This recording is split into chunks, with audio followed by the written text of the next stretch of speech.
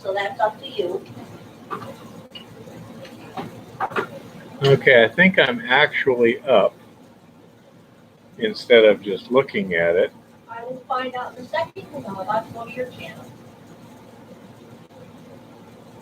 So I thought that's actually the back of the computer. So I need to raise that up just a tad.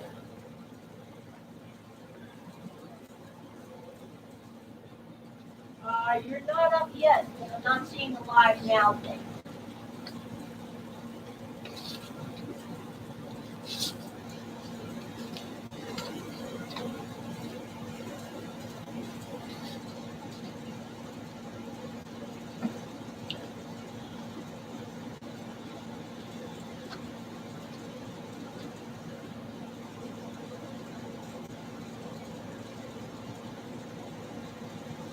Okay. That looks pretty good.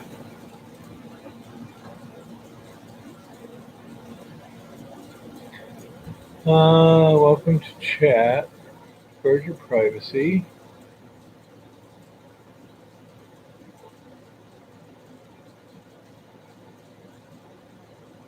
Says I'm live up here.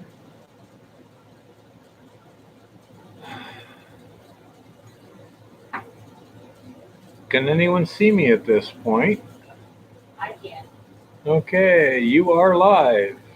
Hello again. Hi, Chris.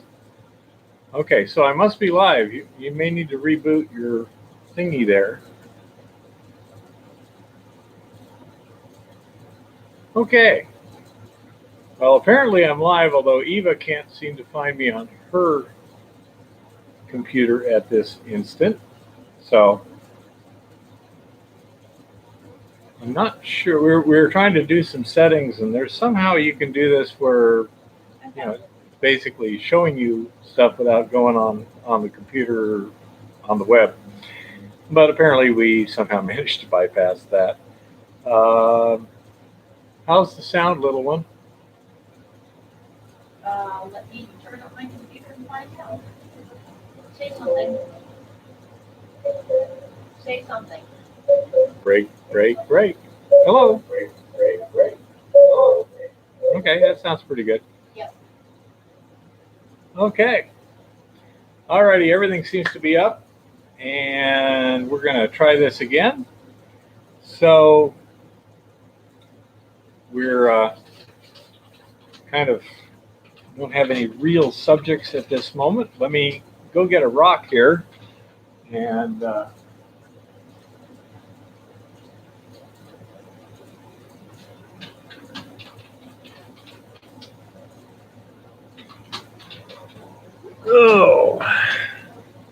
see how this works.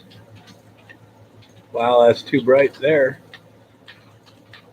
It's really weird. This webcam is really, really sensitive to light. I mean, it looks brightly lit there on the computer screen, but it looks dark to me. So let's see how to. Yeah, I can't focus too well. Yeah, those bumps you see sticking out are pyrite in this rock here.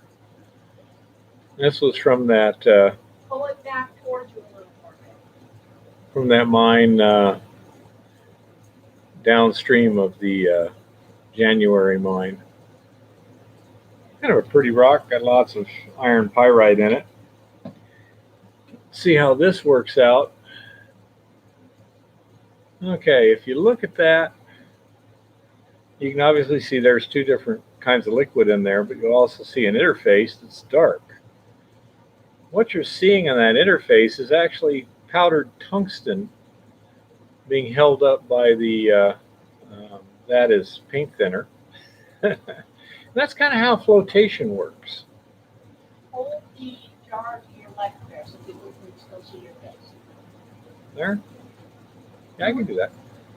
But anyhow, that's how flotation works, except that would be like the interface of a bubble. You have oil on the inside, water on the outside, and your minerals stuck to that interface, and the oil would float up. Now at the bottom here, there's powdered tungsten, what you don't see on that is it's actually coated with the paint thinner, but there's so much tungsten in it that the paint thinner can no longer float. It's being weighted down by the tungsten inside it.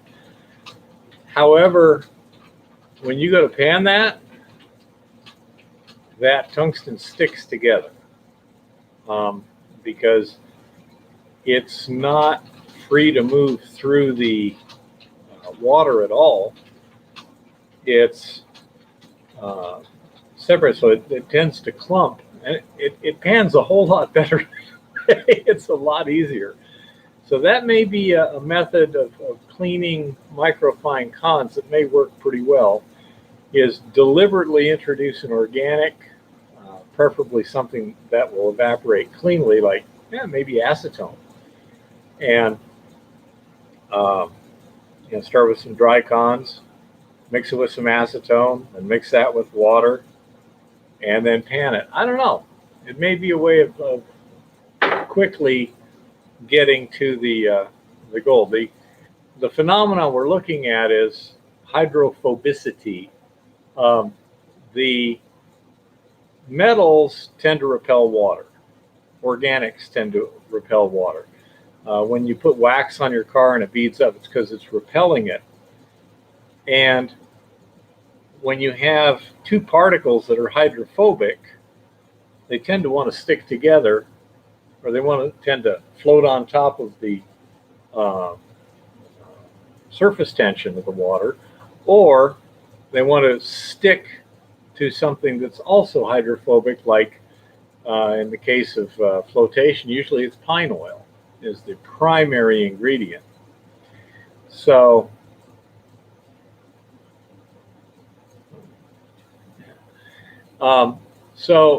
that gives us a physical phenomenon that can be exploited at times. Something called MEK might help there. MEK? Yes. Methyl ethyl ketone. Yep, it sure might. Methyl ethyl ketone, if I recall right, is basically a solvent / cleaner that they use a lot to clean parts and stuff. Let's see. Yep. What was that? MIBK, methyl isobutyl ketone, is used in some like AA analysis. If you take aqua regia and dissolve gold, and then you put methyl isobutyl ketone in there and you shake it up, the gold is dramatically preferentially attracted to the MIBK. It all goes into the MIBK. And now you can take that MIBK, rinse it with a little water, and that will tend to clean out contaminants. It really holds the gold well, at least the chloride complex. You can then, if you wish, and I've done it before, you can evaporate that. Is on from Canada's Valley. Hey, Grant, how's it going? Yeah, we're doing great, and we had a blast that trip. With the exception of the transmission blowing up, it was fun, and that was awesome scenery there. That was really amazing. We had a really good time. Of course, we have a really good time most all of our trips. The hospitality we run into is really quite extraordinary, and I enjoy it. But with the MIBK, you can take that MIBK then and put it over more aqua regia, evaporate it, and now you've gotten just the gold into that new aqua regia. And it doesn't have to be highly concentrated aqua regia either. It can be diluted, something called chloronitric acid. It's a lot nicer to deal with. But it will take those ions and put it right into that where you could precipitate it. I don't know if you could directly precipitate the gold in the MIBK, but you could use that as a concentration step. I actually did that. I was using it for a field assay years ago, where we would take the sample, dissolve it in aqua regia for 10 or 15 minutes, then decant the liquid, mix it with 1/10 as much MIBK, and then evaporate the MIBK over chloronitric acid, and we get a 10-to-1 upgrade on the concentration. So we could again get a field analysis that down to 0.01 ounces per ton, which was kind of cool.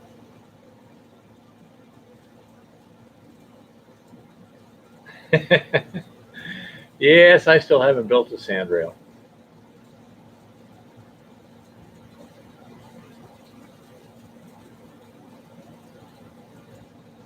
Oh yeah, you had no idea that it blew up, and Max was amazing. The hospitality he and his wife showed us. They had a place for us to stay. We just left the trailer there that night, drove to Bishop where they live, got kind of set up there, and then the next morning, Max took me in his truck, which is a serious pickup truck. I mean, this is, diesel, big transmission and stuff. It didn't have any problems towing that trailer back to Bishop. None at all.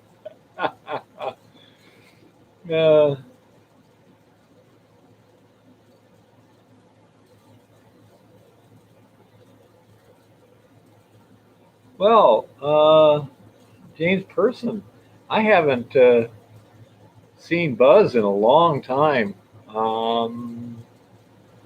Back in the 1980s in Yuma, they had a gold show, and I think I ran into him there. But yeah, that's when I first saw the GPAA.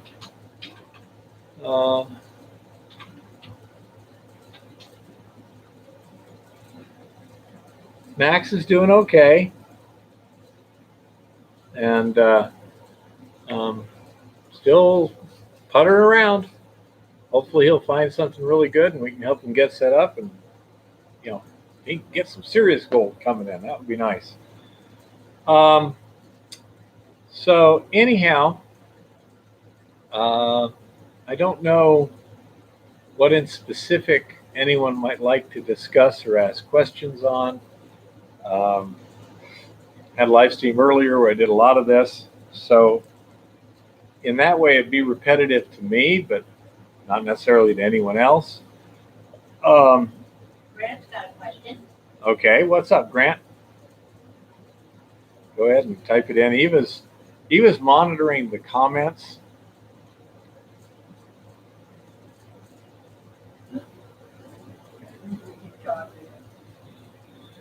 I'm glad you think I'm looking at, well, as good as I ever do. I'm looking healthy, and yes, I do feel healthy. As Grant's got a fella in him that wants to buy mine. Okay. You've got the situation where this spring I had to have surgery, and I recovered faster than usual from that, partly because I'm reasonably good shape for someone my age, and also because I just was really motivated. Eva also had a gym membership where I could come with her, and so we were exercising and stuff. And by the time we got up to Montana, I still wasn't 100%, but the work we were doing and stuff, I kind of pushed it as fast as I could, and got a lot stronger up there. Some of that might have just been normal recovery, and part of it just my body responding to the needs. But yeah, I'm feeling pretty good right now. I really am.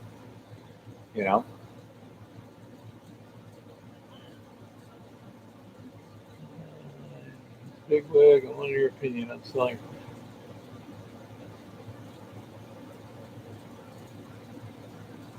Well, Grant, I would look around at what he's buying and see if that seems like he's just taking a flyer on your mind or if it's part of a bigger plan. And I might also see if it looks like it's part of a bigger plan, You might ask if you could get perhaps some kind of a residual if they're putting in a big mine or something. It wouldn't have to be much, 0.1% or something like that of the net smelter return. Just kind of throw it past him and see. In terms of $10,000 for the mine, not an unreasonable price, but it's not a generous price, I wouldn't think. Your mine is unknown. You don't know what the ore bodies are. There's nothing there that we looked at that looked extraordinary. On the other hand, did you ever get those assays run to confirm the values that I estimated from the panning? My values might be quite low. If it was like the Montana B ore, then you're actually looking at something like 10 or 20 ounces to the ton. Yes, well, the one, what's the question? You did offer a partnership, apparently. Okay, that's a possibility. James Patterson says he's working on Manhattan Gulch with old dogs.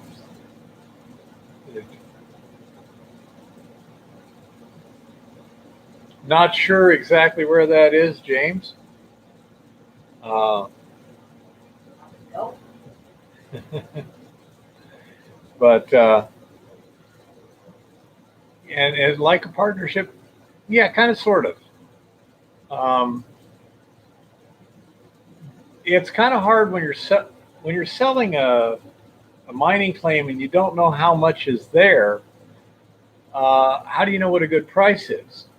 So you kind of even this out a bit by having a percentage off in the corner somewhere. And that way, if there's a lot on the property and somebody comes in and exploits it and makes millions and millions and millions of dollars, your $10,000 wouldn't seem like much. You have a new viewer here, Jennifer, who says she's just starting to learn about this stuff and loves your videos. Well, thank you, Jennifer. I appreciate it.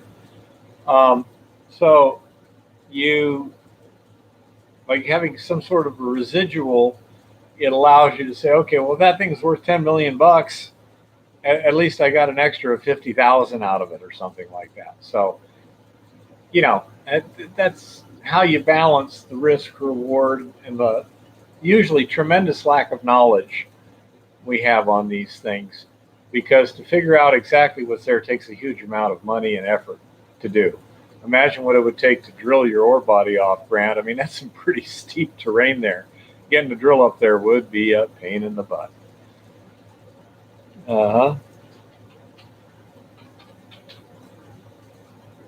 So that's one of the ways you can do that.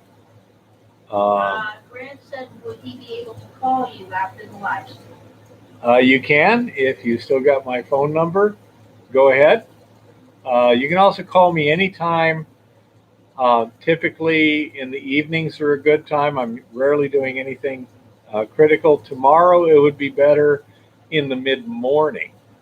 If you can't call me right after the live stream is finished, because this may take another hour or two. I tend to chat a whole lot. But there's a gentleman coming in from out of town to learn hand panning and a bunch of other stuff, and he'll be showing up mid-afternoon. So I got one little thing to do in the morning, and then I'm pretty much just going to be twiddling my thumbs waiting for him to get here. So mid-morning would be a good time. If right after the chat's over you're already asleep. I know how your schedule's a little odd sometimes, Grant. Okay.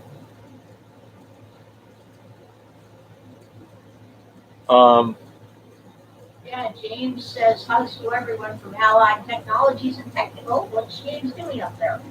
I have no idea. Where is Allied Technologies and Technical, James? I'm not familiar with the particular operation. All right. I'll chat with you tomorrow, Grant. No problem. Arizona. Well, that's a big state. Is it someplace close here? Is it around Tucson, or like more in the Phoenix area, or someplace else in in this state? It does cover a lot of territory. So Say that's one of the problems with selling, leasing mining claims is actually determining what a reasonable fair market value is, because there's so little information. Okay. And that's why a percentage is often in there. And Prescott, okay, And about around there. Alt Med Group says they have claims in BC. Okay. Oh, yeah.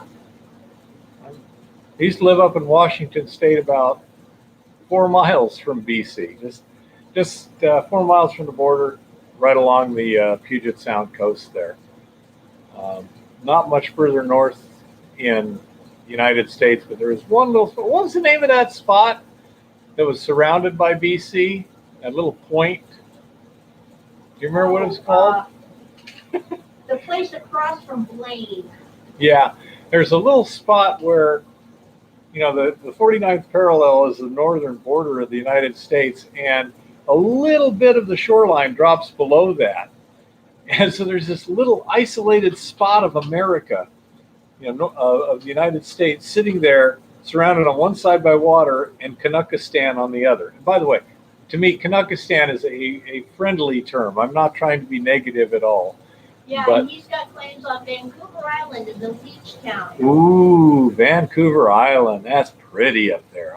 Flattering. I've been to the Beauchart Gardens and taken the Queen of Prince Rupert a long time ago. When I was teenagers, my mom was a teacher, and we'd go on summer trips.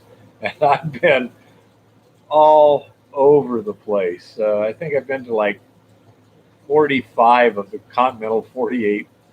It's amazing. So let's see. Yes, watching too much AVE. Absolutely. James Pearson says we're working Dolan Springs Survat Range Complex Oro. Okay. And Layson from Pennsylvania is here. Wow, okay. He's going to be in Arizona next week for a month or so. Maybe he can stop by. Yeah. And if people want to get together and chat or this or that or the other, you can always get a hold of me, and we'll see what the schedule is, etc. We have people come by on a regular basis to chat, to learn how to hand pan microfine gold and stuff like that. I always like to talk and meet new people. Networking is important. That's where you find all your opportunities and such. So I say, if you're in the area and you want to stop and say hi, just let me know, and we'll see what we can come up with.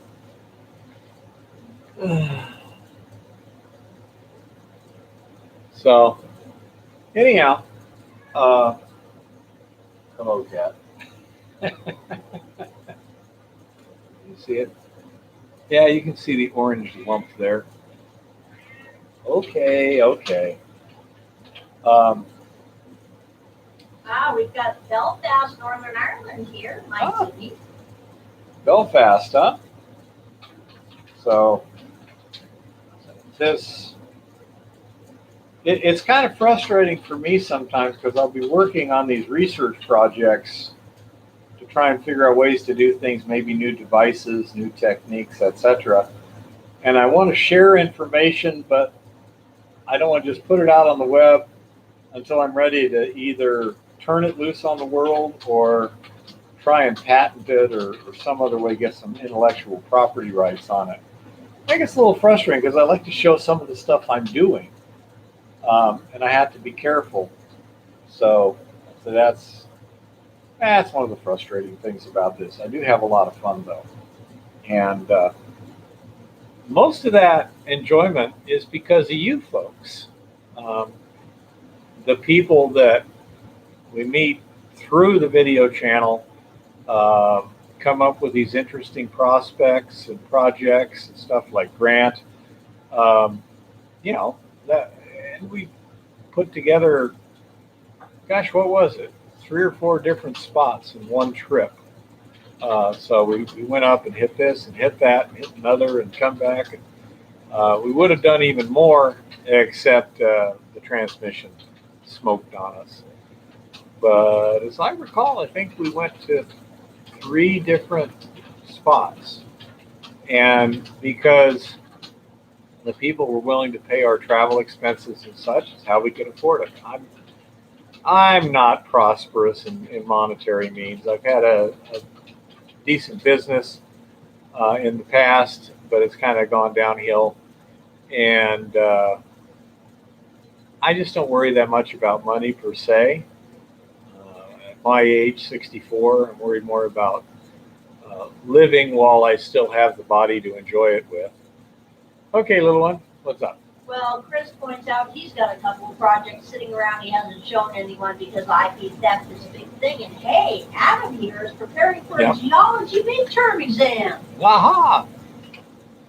Well, Adam, good for you. Another thing that you might want to take into account, Adam, I was talking to Dr. Raghavan at the U of A many years ago, thinking of maybe going back to school. And I said I wanted to maybe pursue a degree in extractive metallurgy. And he kind of surprised me. He said, you don't want that. I go, well, why not? He says, because a degree in extractive metallurgy, that's getting gold out of, metals out of rocks, flotation, everything is extractive metallurgy. He said it's a fairly tight major, very focused, and the market fluctuates a lot. You'll have these big 20-year cycles. And so if you graduate at the bottom side of a cycle, you're not going to be able to get a job for years. So he suggested to get a broad-based degree, such as materials science, with a heavy focus on extractive metallurgy. That way, once I theoretically, and I have not, I didn't go back to school. There were other things that kind of got in the way. But once you graduate with a broad degree, then you can apply that wherever you need to. If you truly love extractive metallurgy and the market's there, you can get a job, no problem. But if you really love extractive metallurgy and you graduate and there's no job, if your degree is extractive metallurgy, you're kind of screwed. If, on the other hand, your degree is material science, you can go down to the local sand and gravel plant and do testing for them, the core samples for the concrete. You can do a lot of different things. You can work at a plastics factory, anything like that, and make money while you wait for the openings to come up in the field you really want. So don't over-specialize in the degree. You can specialize as much as you want in the field of study, but kind of try and make it a general degree as much as possible. Like in geology, there's all kinds of geology, from oils to metals mining to checking out the underlying geology for construction projects. Okay, so he's got another one. What up? Chris Georgie points out process engineering is a good one also. Yes, exactly. Process engineering, whatever. But when you're looking, first of all, you may not know what you really like to do. I mean, unfortunately, when I was going to college, I didn't know what I wanted to do. And so I got distracted. I got a girlfriend. She got pregnant. No, it was not Eva. I had to go to work, blah, blah, blah. Okay. I didn't get good grades because I wasn't focused.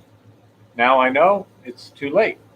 But if you do know, that's great. If not, go general and find out what you love and then focus in. Yes, little one. Someone wants a translation into Arabic. I really am not that good at Arabic, although if you make a comment on one of my videos, then I can use Google Translates and maintain some kind of a translation. Yes, little one? DJ wants to know what do you consider a good gram per yard for placer mine. Any idea? Okay. When you're talking grams per yard, right now a gram, I believe, is what, about $50 or more, $50, $60, somewhere like that. It would depend on how much volume you have what your budget is. If you've got $10 per cubic yard, a huge volume of it, a big capital budget, and the ability to permit it, you can probably make money at that. So kind of at the low end, but you can do that. On the other hand, if you're $20, $30 a yard, then you're in much better shape. So in terms of grams per cubic yard, I think your normal large scale cutoff is around a half a gram right now, or a quarter gram. If you're a gram or better, you should be able to make money pretty easily at almost any scale.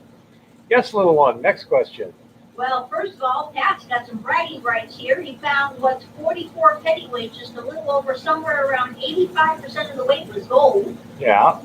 And Adam says he started out wanting to do agronomy, but started liking earth science better. He's taking a crop science class right now, but is going into soils and hydrology. Okay. So that's exactly what I meant. I mean, he started one way and found something else he likes. This is the problem with young people in school, is that you get out of high school, you don't know anything. You know some very basic stuff, but you haven't really experienced life yet. You don't know what you want to do. And they want you to immediately decide where you want to direct your entire life. You have no idea. So you can do a couple of things. Number one, try and figure out in general what you want to do and get a general major there and try and do that, and then explore things as you're going to school. Or you can go out of school. Make sure you don't do something that'll keep you from going back to school. Learn stuff in the real world and then come back to school once you've figured out what really lights your fire, what sets that burning desire off inside you. Then you'll be able to focus, get good grades, and get somewhere. Okay, little one, next question. Does burning quartz before grinding spoil the gold? Heating quartz before grinding should not spoil the gold at all. If it's in pyrites, it will tend to liberate the gold if you heat it. But that's a fairly common process too, is if you have a quartz that contains pyrites that has gold, is to heat the pyrites to oxidize them. Generally, you would crush the quartz, concentrate the pyrites first, and then heat it and oxidize it, then process it for the gold. So that's generally what would happen there. It's also not uncommon to just concentrate the pyrites and then sell those to a refiner. Okay, next question. James says he's working with Nick Hughes, his partner in Arizona. Don't recognize the name, Nick? James. Okay. Well, I don't recognize either one. Sorry. I have no opinion. And that's another thing. If I don't know, I will try and just say, hey, I don't know. I do not have a degree in geology, extractive metallurgy, anything like that. I've got a fair amount of experience in mining. 10 years I worked at open pit heap leach copper mines. And I've been involved on a hobby scale on hard rock gold mining for a long time. Made a number of prospecting trips down to northern Mexico a long time ago when it was a lot safer. That were really kind of interesting. I enjoyed that.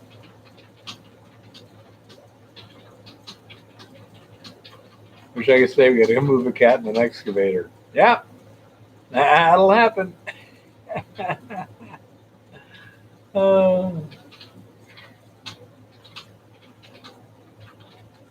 So, anyhow. Have you done any workings in Colorado? Adam wants to know.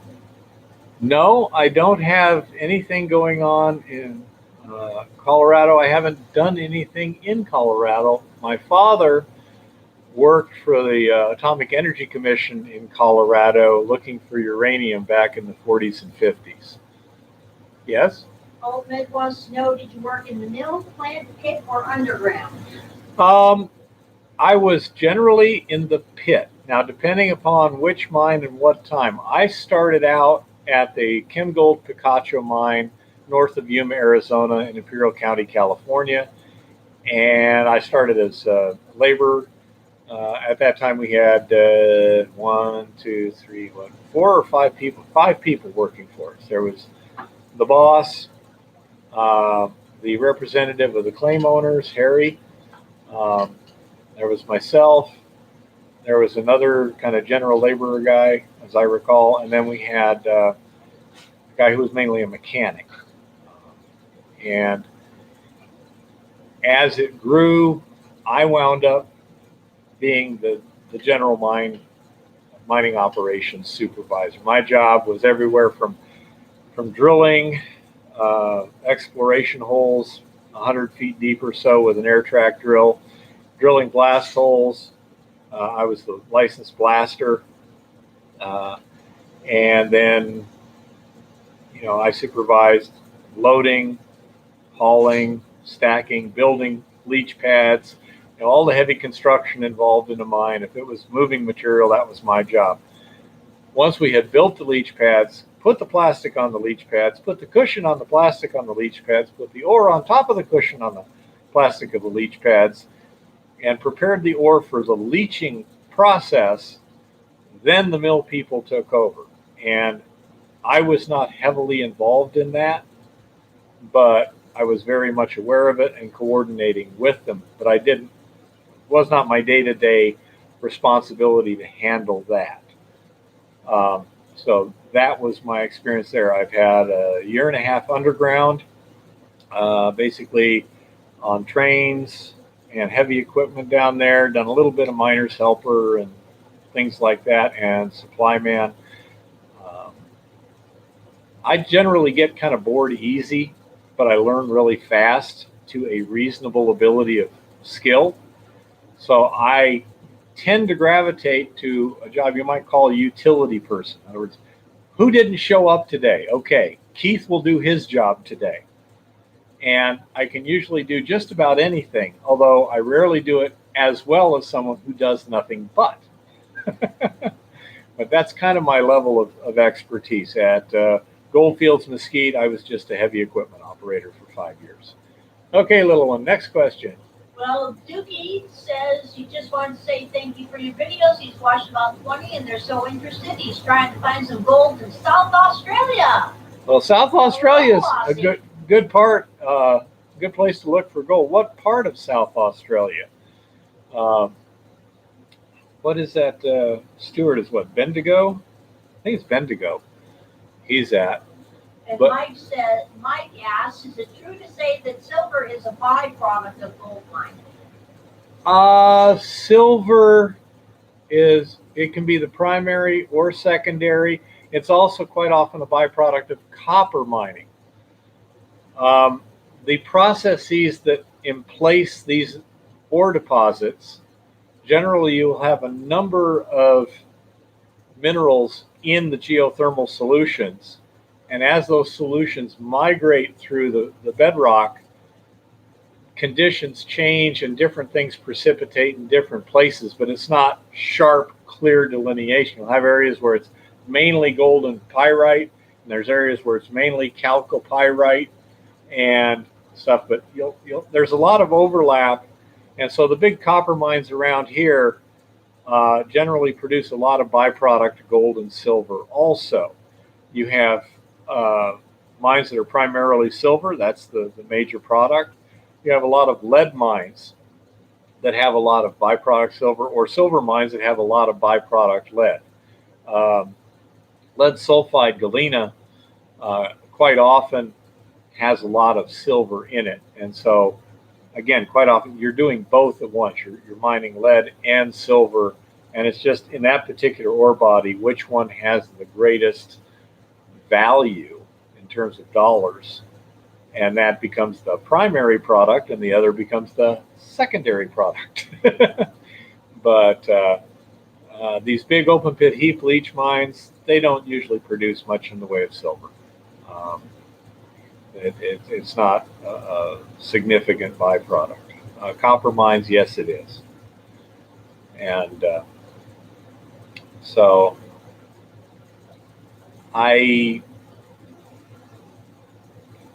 I hesitate to just keep belaboring a point, but everything is individual. Nature is incredibly complicated, so there's no rule of thumb that withstands every ore body except expect the unexpected.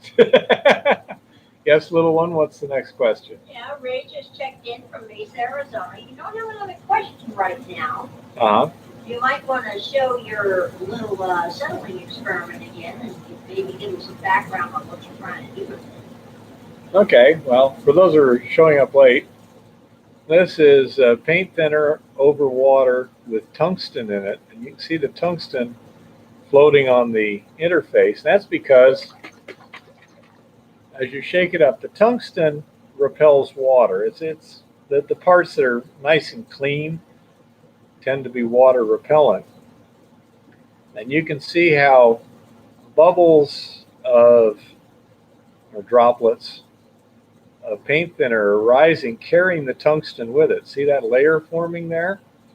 But as the tungsten gets more concentrated at the bottom of the paint thinner, the density of those droplets, because the tungsten, becomes such that they settle to the bottom. And therefore, the bottom of this has a lot of tungsten, but that is not wet with water, it's wet with paint thinner. And if you took this and ran it over a surface that was, say, hydrophobic and absorbed oil but not water, guess what would tend to stick to that surface and what would not? And if you had a lot of rock powder in there, the rock powder is hydrophilic, it likes water, and so it's going to be wet with water, and it will tend to just go right over that hydrophobic surface. So that's kind of the experiment. A grease plate would do nicely. Grease, possibly. I'm thinking perhaps more of a fabric or a felt. Specifically, there are certain fabrics and such that are used a lot to filter oils out of not necessarily a wastewater stream, but just kind of residual rainwater and stuff, to where as the water's running through it, the oil sticks to that material. And so something like that might do very well to grab that. And once you had loaded that to a sufficient density, you could either heat it and turn it to ash and flux it and smelt it down, or you might just take a thin organic like acetone or gasoline or something like that and just rinse it. Just take it and just rinse it real vigorously, and hopefully the gold will just fall off. And then you can filter that out of your rinse material and flux it and fire it that way. That's kind of the basic idea of what I'm trying to experiment with. I will say this too, that tungsten in there that is wet with the paint thinner, it pans real easily because it tends to form a blob. It tends to stick to each other much more vigorously than it would normally, because it's being held together by the surface tension of the paint thinner while the water is being repelled. And I noticed that I was panning it down, and well, I could get the black sands off real easy. It was amazing. Yes, little one, next question. Yeah, Chris says you might actually try just a simple grease table on the recalcitrant. That's a possibility. It works for diamonds for the same reason. Diamonds are hydrophobic, and they run it over what they call grease tables, and the rock just goes right on by, and the diamonds stick. So, as I don't know. I'm early in the experiments, and this is one reason why I'm really happy with that tungsten powder I bought, because it gives me a proxy for gold that's cheap enough. I don't care if I lose it or screw it up. Yes, little one, next question. Yeah, DJ says an indicator he's noticed that he never hears anyone talk about in detail is scheelite. At least where I'm at in AZ, the bigger the scheelite, the bigger the gold. Now that they are sometimes associated. Scheelite is mineral of tungsten. It was highly sought after during World War II. So any mine that had both scheelite and tungsten, when the government said, we got to close down all the gold mines to get the miners to work for other stuff, they instantly became scheelite mines with gold as a byproduct in order to keep operating. One nice thing about scheelite is it is fluorescent, and so it's easy to find in the dark. And so that's a good thing. If the scheelite's associated with the gold, that can be useful. It's also dense, denser than usual rock, so it's susceptible to gravity separation. And there's also flotation processes which will successfully recover scheelite that generally recover gold at the same time. So it's often, they often cohabit together and are recovered together also. So I say it is nice that you can go look for scheelite with a ultraviolet light. Yes, little one. Adam wants to know, what's the biggest gold nugget you've ever found? Not very. The biggest gold nugget I personally have found, let's see, that would be that picker at Forest Hill with Chris Georgi. My specialty is hard rock gold. As a general rule, in hard rock gold, you don't find nuggets. You don't find big chunks. Now, this summer, when I was up in Helena, Montana, there was a gentleman who had some rocks that he'd found on old waste dumps with a metal detector that I crushed up, and it had some decent chunks of gold in it also. Those were some, even then they're, like this big. Now, that doesn't look too big, but for hard rock, that's ginormous. There was stuff that was being rejected off a 16 mesh screen. It's like, that never happens. He had some specimen grade stuff that he had found himself where you could actually see the gold in it, that were bigger pieces. It was very, very pretty. Crystalline gold in rock is very, very nice. Yes, little one.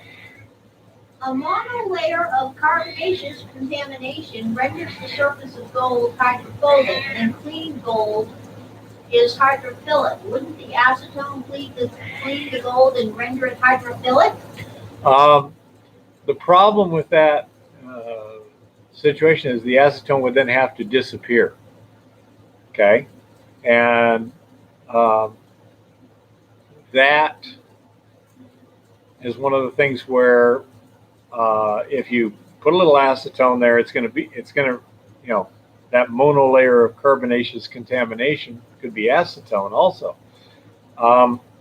These are some of the things that I'm trying to experiment with to see how you can play around with this and make useful things happen instead of just interesting things. I was experimenting with a phenomenon I discovered the other day accidentally, and the methodology looks like it could be used for classification by size, but it doesn't do a darn bit of good in terms of classification by density.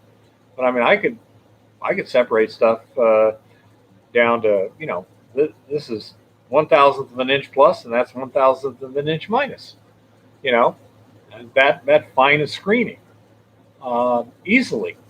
It worked out pretty well. So you find these effects, and then you figure out, how can I apply that to make something useful happen? And hopefully you come up with something that nobody's ever thought before. Well, if you took this and put it over there, you could make that work pretty well. But that's why if you introduce that carbonaceous contamination, now the gold floats and everything else sinks. Yes, little one. Chris points out that dry electrostatic separation would be interesting, and that might actually be what's going on in the gold pan, is the plastic might be creating static. I just thought of that. And James points out that vaporization will lose the PGMs. Vaporization of what, James? Our Gold Wizards is on. Oh, hey, Jason, how's it going? He says, I apply PBR all the time to be useful. Define PBR. Not sure which one. PGMs would be platinum group metals, but James, PGMs are very refractory temperature-wise, so how would vaporization lose them? Oh, plasma. Yeah. Okay. Yeah, Jason. I'm sorry. I forgot. It's your mascot, isn't it? Yeah, Chris says PBR is a special form of hydrated ale. What about sound vibration to classify the gold? Has anyone ever done anything with sound frequencies that you know of? I don't know of sound per se. I was using vibration. And the mechanism, I'm sure, was getting a vibration of 60 hertz because it's off of 60 hertz electrical and it sounds about that. So it was a vibrator that was designed as a vibratory feeder. That was my vibration source. And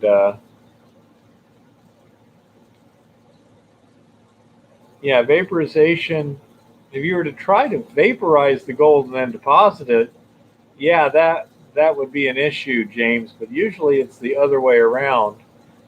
You're trying to melt the gold or melt the PGMs. Don't know a whole lot about platinum group metals myself. But back to the sound vibration, yeah, it was almost a sound vibration, but it was a very special linear vibration effect, and it would only work when I did certain things to it. But when it worked, man, it was just rolling. It was pretty amazing to look at. Yeah, that's what Chris says. He says sonics work, but you need to do things very specifically to get to a given particle size and type and have your material a very consistent. In this case, Chris, it would recover a particular particle size, but the feed did not have to be a particular particle size. It took care of that just fine. I was getting anything from 1/4 inch material. I was trying to get to. I just went to the driveway and picked up some fine stuff, and all the coarse stuff was going one way, and the really fine stuff was going another, and the medium fine stuff was kind of in the middle. By rearranging the system some, I could have easily got the oversized to be rejected, the mid-size to go a third place. I tried to do a little something with metal. I was using a plastic gold pan, which worked fine. I tried something with metal, but it was too slick, or the metal itself didn't work well. I don't know, but the effect did not work well on the piece of metal that I tried it with. So,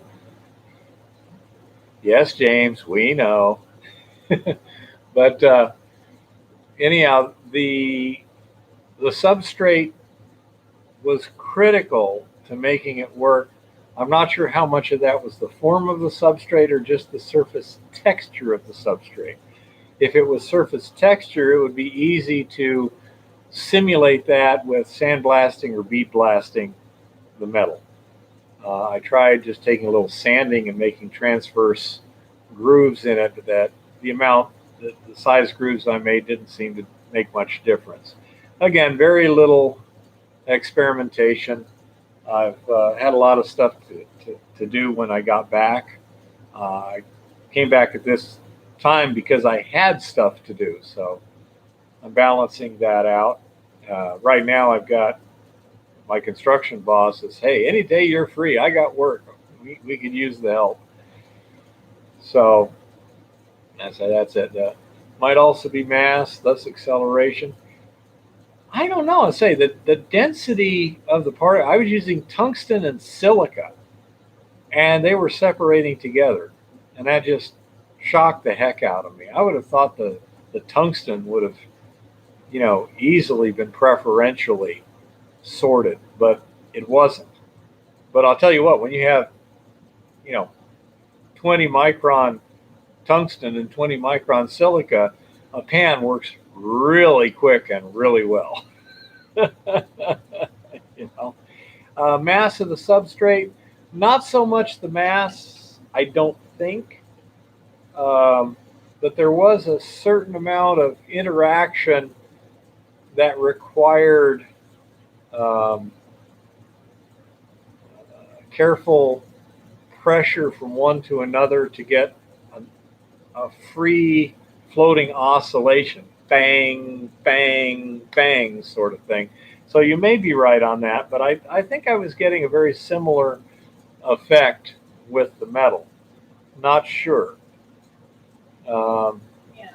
The So- frequency at which it can resonate is based somewhat on the mass. yeah, but I wasn't doing it harmonics.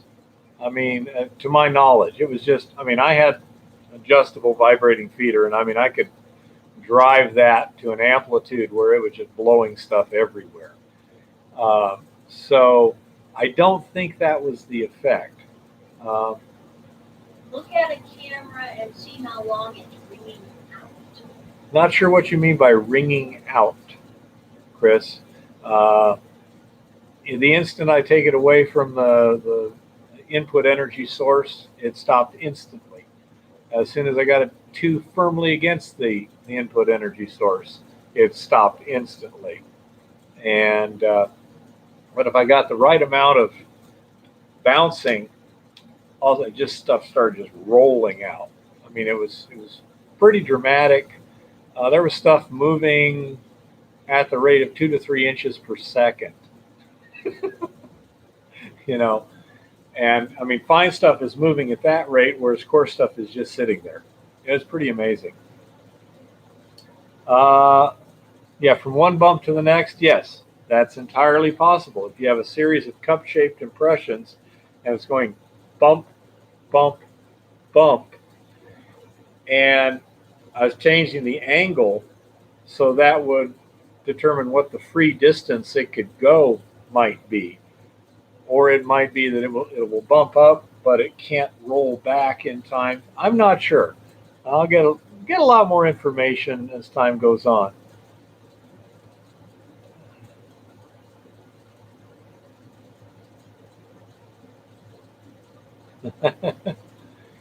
So again, it's an interesting effect. It's really amazing to watch, but it's whether it's a useful effect, I'm not sure. It's yeah, Chris. I sent you an email. If you want, I will send you the link to the video. It's not on my normal Hard Rock University channel, but I trust you to keep it confidential, and you're smart enough to really understand things. So I'll send you a link to that, and you can see it looks pretty cool. It's fun to watch, I'll tell you that. And we'll see if we can come up with something useful there.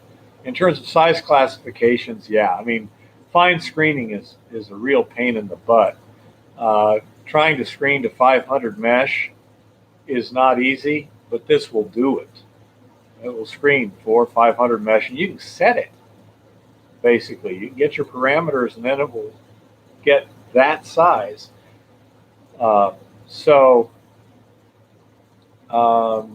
Not sure what we can do with it, but at least for fine size classification in dry material, I think it works fine. I tried it in water, no joy. I presume that the essentially the viscosity of the water as opposed to the viscosity of air prevents the particles from moving the way they are. But I don't know. It's fun to play around with. And that, I mean, I'm trying to have fun. I'm having a great time. Thanks to you folks, by the way. I appreciate it. Oh, and while I'm at it, I really want to thank everyone who came through earlier this summer when I had to have surgery. Eva, could you come here a minute, please? Yeah.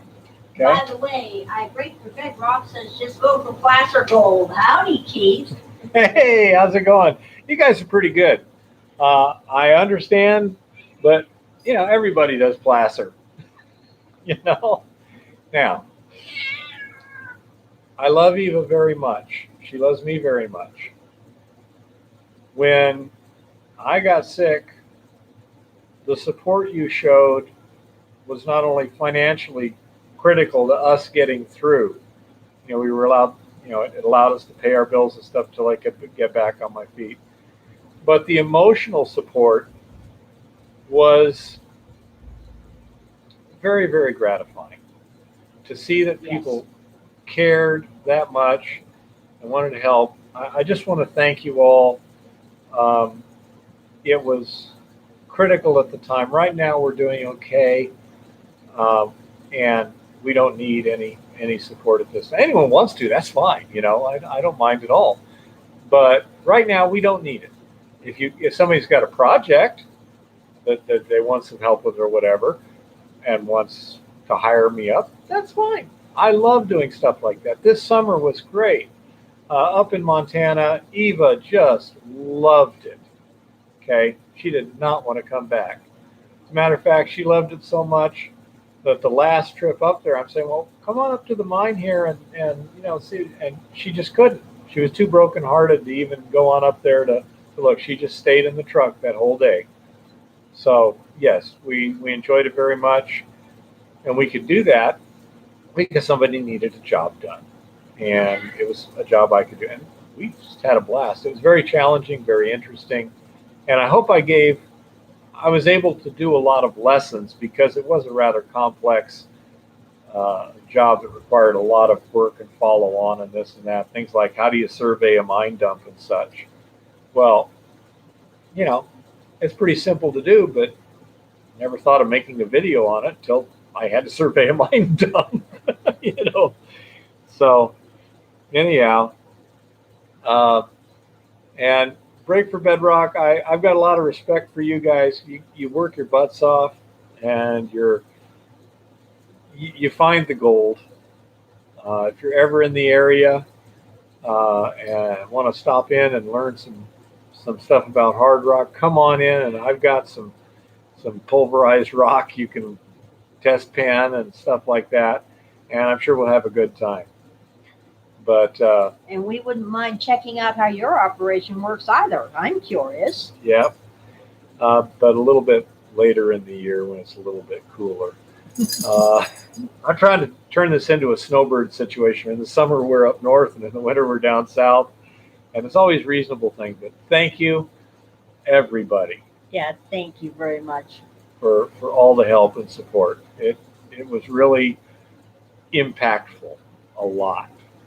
So anyhow, in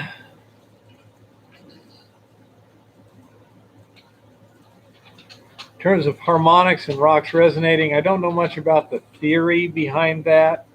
I know in practice you can apply vibration to things, and you'll know when you hit the harmonic. Trust me.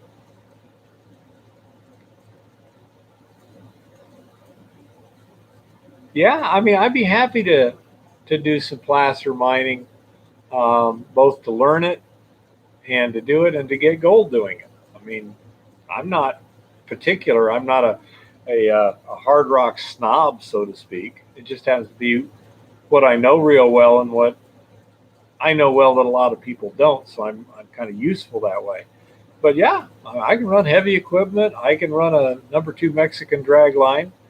Or whatever needs to be done. I don't mind hard work. I don't really like the heat. I prefer, to work my butt off in, 55, 60 degree weather.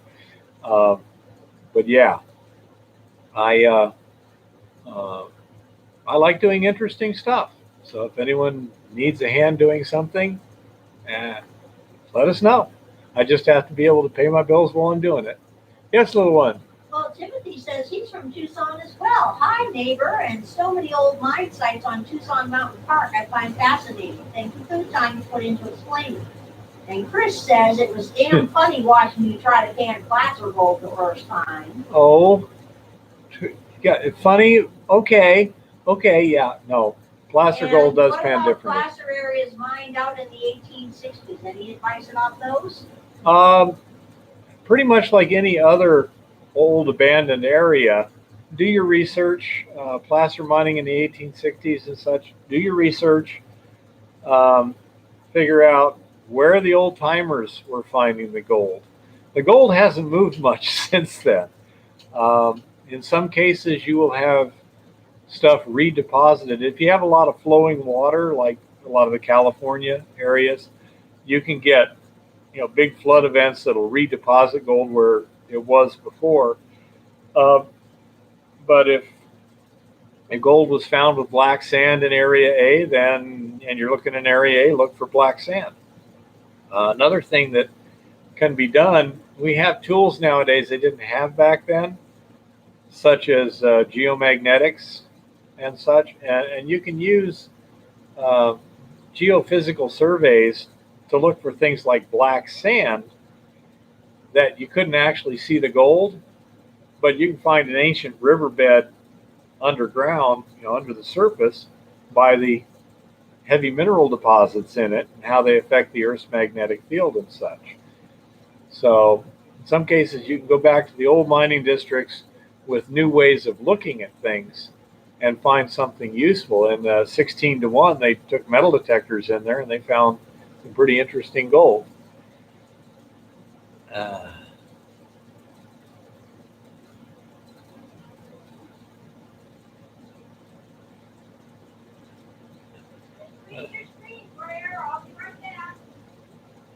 Placer gold is big enough to roll out of a pan. No, I've never seen that in life. Hopefully one day I'll get a project going. It'll most likely be hobby scale. Okay. Kansas is boring. Yes, it is. It's very flat, very boring, very uniform. Gypsum. Oh yeah, that's real exciting. Gypsum. It's important, but yeah, it's just pretty routine, straightforward stuff, I believe.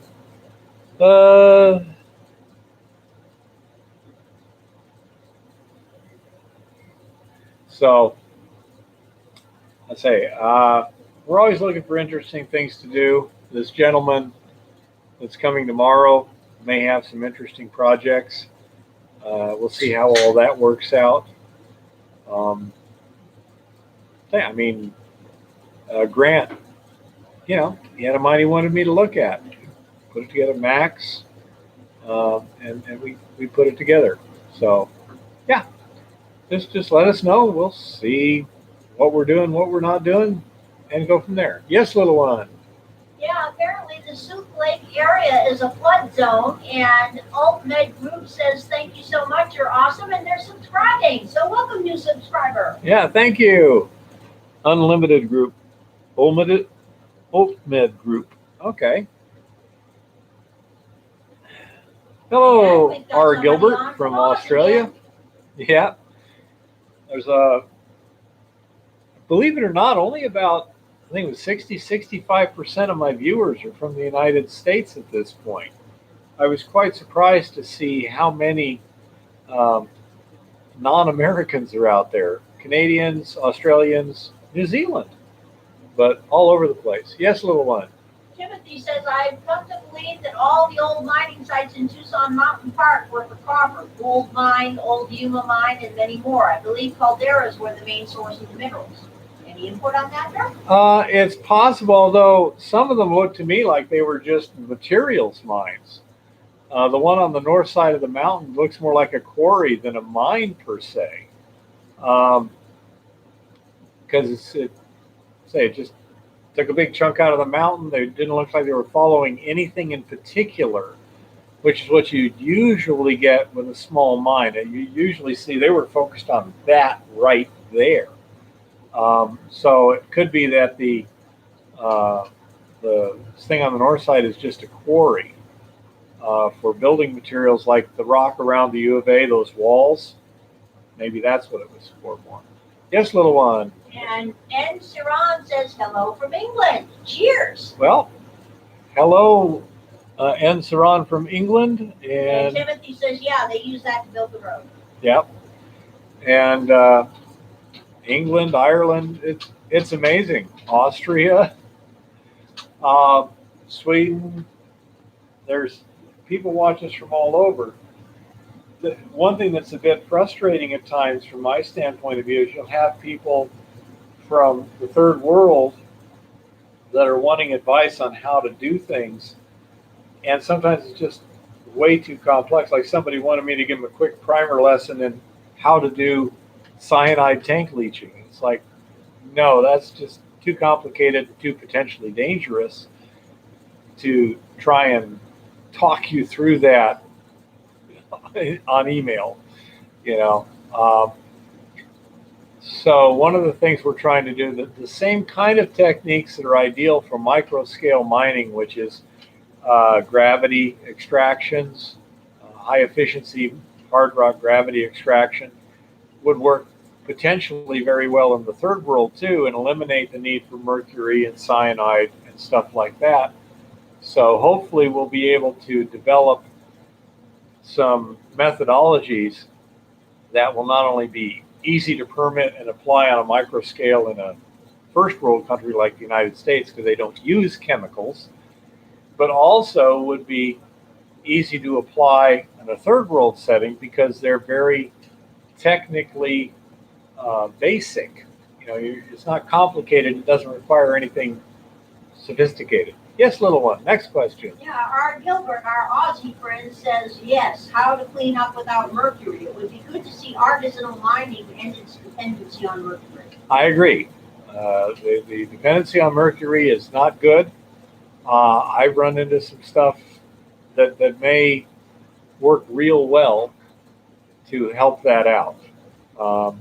Still in an early stage of development here, just basic testing of the physical manifestations, and then see how you can apply that. But yes, mercury especially. Cyanide has bad rap because it's extremely toxic, but it's also extremely unstable, and it is not a cumulative toxin. If it doesn't kill you today, it ain't going to hurt you tomorrow.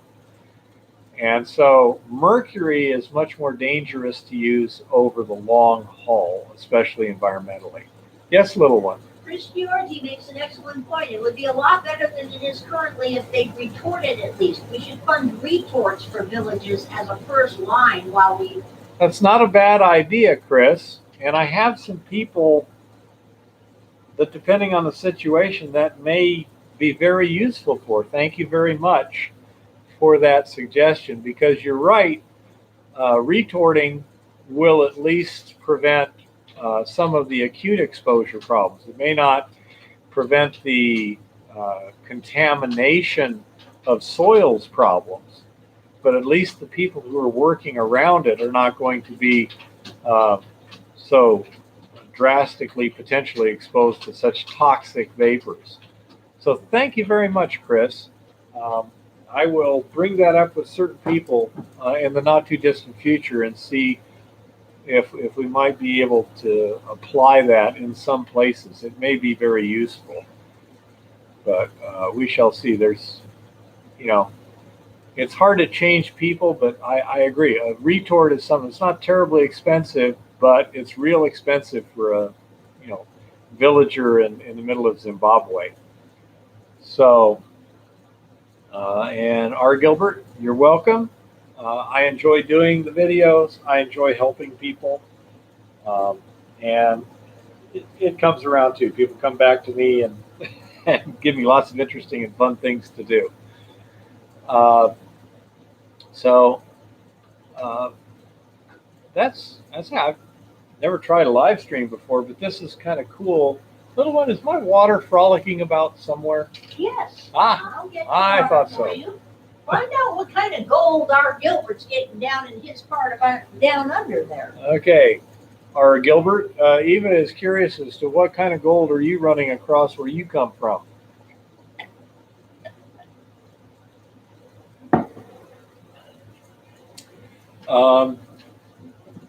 So say that's one of our major purposes, is to develop and or simply refine the technology to make it easier to use on a small scale, which applies to the third world as well as to micro-scale miners over here. He says he's getting placer. Placer, mainly in tributaries. Are you able to dredge? I mean, even kind of like high banking, but using the stream water at times, or is it mainly metal detecting?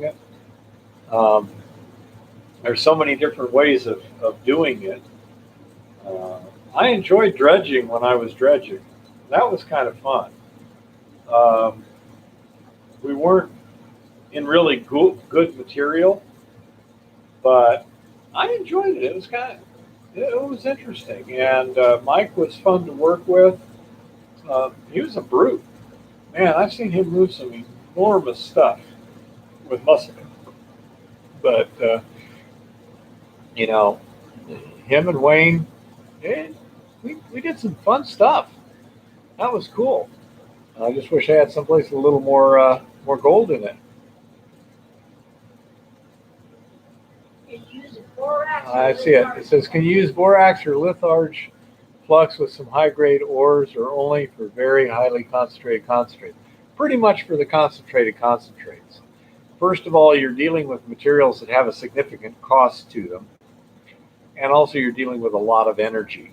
You have to have crucibles. You have to have energy. You got to heat that. So you're not going to be able to smelt anything that already doesn't have a very high concentration of gold in it. Eastern Victoria, I'm always looking for hard rock deposits. Panning, high banking, and just breaking into detecting. No dredging allowed. No dredging allowed. Well, of course. You know, that the typical way it goes. When it comes to looking for hard rock deposits, the hand panning technique that I use is really, really useful for that. It is not definitive. Okay, like in the Helena area, the gold is so fine that you're only getting a small quantity of it in the pan. Typically the correction factor I was applying is 10 times what I thought was there is what was actually there. But once you figure that out with some assays, it's still a very useful tool. When there was nothing in the pan, there was usually nothing in the rock. I'm going to make sure, as I'm considering retorts, always make sure there is an anti-siphon at the discharge end. Okay. Yeah, that could create kind of an explosive situation, huh? Aussie are running O's side of Gounge. Not sure exactly what that means. Adam Anderson, I'm interested in gold sluicing. It's not my specialty, although I think it's underutilized because nowadays people don't understand that you can screen the material pretty fine and sluice a lot finer gold that way. Like a gold cube, if you're running 1/8 of an inch material over a gold cube, you can get some pretty fine gold. You can also get some pretty flaky gold. I was very impressed with how well the gold cube worked on that Middle Fork Boise concentrates. Did very well recovering the gold from that. And there was people up there that were using gold wheels, Miller tables, etc. But the gold cube seemed to me to be the most efficient way of getting those dredge cons down to, you know, 1/3 of a pan and go from there. But it doesn't work that great on hard rock. Even Ryan's ore, which is pretty easy hard rock, it's only getting maybe 50% or less.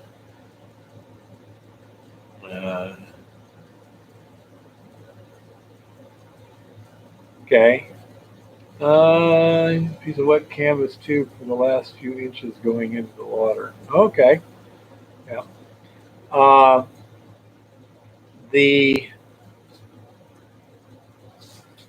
The difference between hard rock gold is so fine that you'd have to have some very specialized sluicing. We were testing some stuff up in Helena, some of the higher grade stuff, and they had a sluice from Gold Hog special mat for microfine, you know, for the finest gold, etc. And it recovered a significant quantity of it, but no, it was well less than 50%. It was not kicking butt. and it was specifically designed for that. And it was in a finely ground matrix. This had been pulverized, like 50% passing 100 mesh, and it was still having a tough time sluicing it. What about building your own high banker? Dan Hurd had a good video on how to build your own high banker. I'd recommend that, and there's nothing wrong with that. It's a fairly simple device. It's not a lot of precision, not a lot of moving parts or anything like that. His design seemed pretty well thought out. So I'd go to his video on how to build a high banker if you're looking at doing it yourself. Pahrump, Nevada, huh? Okay, sometime we may be there. Have I trusted Dream Mat yet? No, I haven't.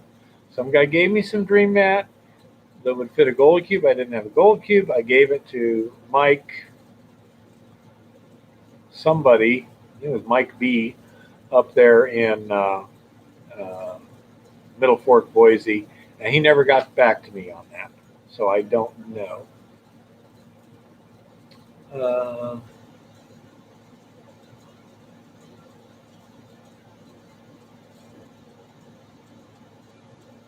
Yes, I would be too, Chris. I don't know how Dream Mat works on the. So I'd first of all try it on Ryan's ore, which is much easier. He has a gold cube. Standard matting is not doing a real good job of recovery with his ore, but he has a gold cube. So I might recommend to him see about getting some Dream Mat and giving that a shot. Okay. Couldn't hurt. And let's see. I run Dream Mat. I could recommend it. It looks like it's a good mat. The problem is what works really well on placer may be pretty inadequate for hard rock because you're dropping like an order of magnitude in size, and it's amazing. Yeah, Chris, I'm not sure how well it'll work on the really fine stuff up in Montana, though. I mean, my slimes were running a higher grade than the input, and that was slimes on some hand panning tests where I was letting it settle at the rate of 1 inch per minute, and then just decanting the top 1/3. Put it in there, stir it up. It'd be about an inch. Would raise it up, stir it up. Wait a minute, just pour off the top third, and so it was a very gentle settling that was being applied to it, and still the slimes ran better than the input grade. So that is some really, really floaty gold, and it won't settle in a tub. I don't know how well it would settle in a mat. It's worth a try. It can't hurt to give anything a try, and I really hesitate to say anything doesn't work without checking it first, because what works one place doesn't work another, and blah, blah, blah. And believe me, I don't, reality is a lot smarter than I am.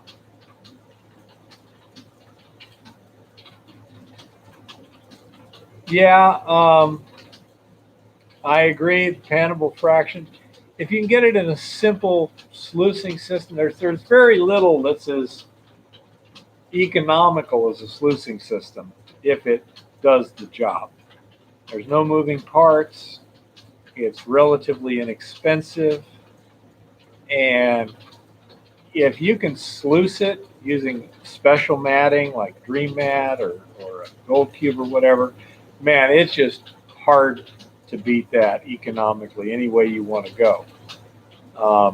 But there comes a point where it will no longer work. And then I'm trying to figure out where, below sluicing, at what point can you still gravity separate to where, okay, now gravity isn't working. What else can you do? And leaving the leaching as the last option. Because it is more complex. There's toxic chemicals involved and stuff like that. a bank of hydrocyclones to recover the slimes. Yeah, but even then, you're recovering the slimes, but are you concentrating the gold in the slimes? That's where it gets kind of complicated. Because if you're going to leach the slimes, now you've got the problem of filtration. How do you recover the solution back from the slimes? If it's a non-toxic solution, then you can theoretically just recover what you can and throw the rest away if you're using like a carbon in pulp type recovery system. And the chemicals are not terribly expensive and they're not hazardous. Say maybe a thiourea leach, you might be able to do something like that. But slimes are just a total pain to work with.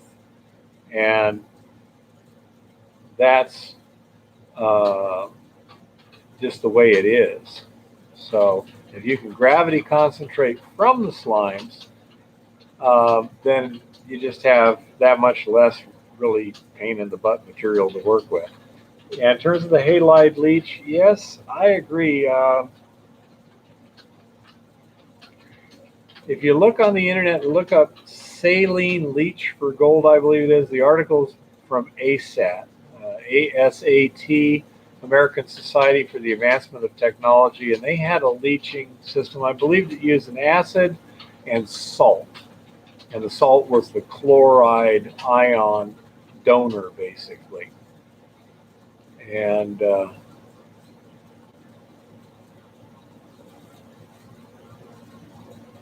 okay, put an iron rod in the smelting if you're fluxing. If you're black or too brown, it's a basic ore. Acidic ore is called most of the country rock upon the slip wall.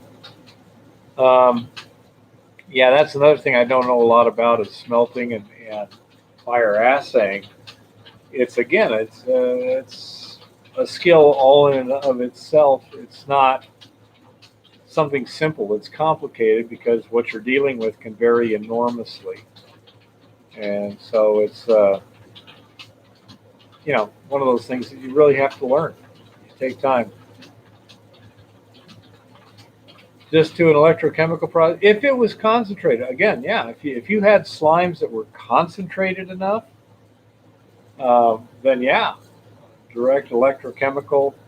I mean, you could theoretically put your gold into solution, kind of minimize the amount of solution you're using to wet the slimes with, and then electroplate directly out of the nasty slurry. That might work just fine. If it'll stick to the plate, then you should be able to let the slimes go on past. You could also countercurrent decant. In other words, you let the slimes settle or filter them and then dilute them with water and then do it again. Use that water as your makeup water for the leaching system. And you can kind of run the water upstream and the slimes downstream and recover most of your chemicals without having to do a lot of very careful filtering. Radial flow filtration would probably work for settling. Yes, that's entirely possible. Walter Lashley, I believe, not Lasky for ASAT. Lashley, I believe, but yes.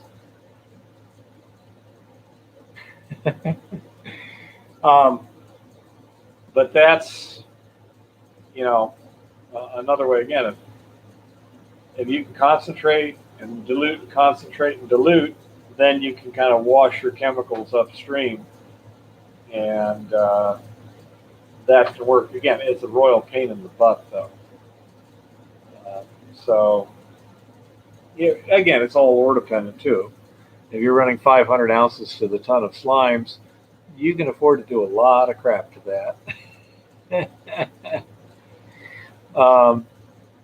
So that's another way you could potentially deal with it.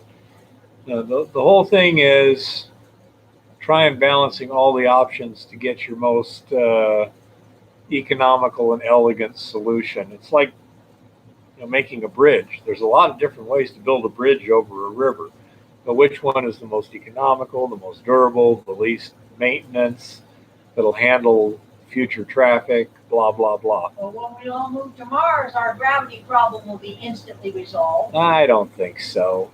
That's the air problem that you got. Besides, where do you find water on Mars to do your sluicing? My goodness. That would be weird to be on another planet, though. I'm thinking more like the moons of Jupiter would be amazing to be on. Is there gold on Mars, Adam wants to know? Is there gold on Mars? I would presume so. I don't know what kind of concentrations in the crust of Mars, whether or not anything has ever happened in the past that would concentrate it. The reasons that you get economical quantities of gold on the Earth's surface is because of volcanism and hydrology and to some extent plate tectonics. And I think Mars, the volcanism and plate tectonics stopped a long, long time ago. And therefore, it may not have had enough time to really develop much in the way of deposits. Chris points out I don't Mars know. would be worse for gravity recovery. We need to try Uranus. Yeah, that's true. Asteroids have a lot of gold, some of them. Never really thought of it, but centrifugal bowl, you increase the gravity. If you were someplace with a higher gravity, then I suppose it would make it easier. Interesting theoretical question. Jupiter. Yeah. Timothy. Somewhere around Olympus Mons might be a best spot, yeah. Do you think the Earth's core has a very high concentration of gold? I do not know. I'm not sufficiently theoretically knowledgeable, but I would think It's yes. iron core. In general, there would be a higher gold concentration in the Earth's core in volume as there is in the Earth's crust, but I do not believe know. It's an iron core. Right? Yes, it is an iron core, but gold would sink. You get sill deposits of things like chromium and nickel and such like that, and platinum group metals, where you have magmas that are metal rich. You have an intrusion. You have this big giant miles across magma chamber, and things like platinum group metals and chromite and such will crystallize at fairly high temperatures and settle through the liquid rock and land on the bottom of the magma chamber to create what's known as a sill deposit. It's like the dust on a windowsill. These heavy refractory minerals settle to the bottom of the liquid and just sit there. Then it solidifies over time, and tectonics moves it around, and all of a sudden you've got this, the bottom of the magma chamber is sticking up out of the ground, and you see this layer of concentrated heavy minerals there. R. Gilbert says, regards gravity separation, the SG of all elements would be affected equally, so maybe not as bad as we think. I don't know. That one of the reasons that wet separations tend to work better than dry separations is because the difference in gold density versus rock density is about 7.5 to 1 in air and about 11 to 1 in water. Because you take a 1 away from each one of those, now you go from 2.5 to 19.3 to 1.5 to 18.3. So in a higher gravity environment, certainly the people who make centrifugal bowls would know the answer to this question, because that's in theory how their devices work. I do not. Eruptions might blow gold in space, yep. Yeah, the eruptions might blow gold in space. Just go metal detecting on the moon. I'm sure it has meteorites on it.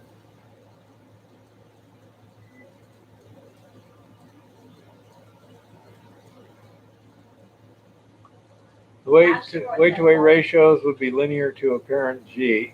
One would think so.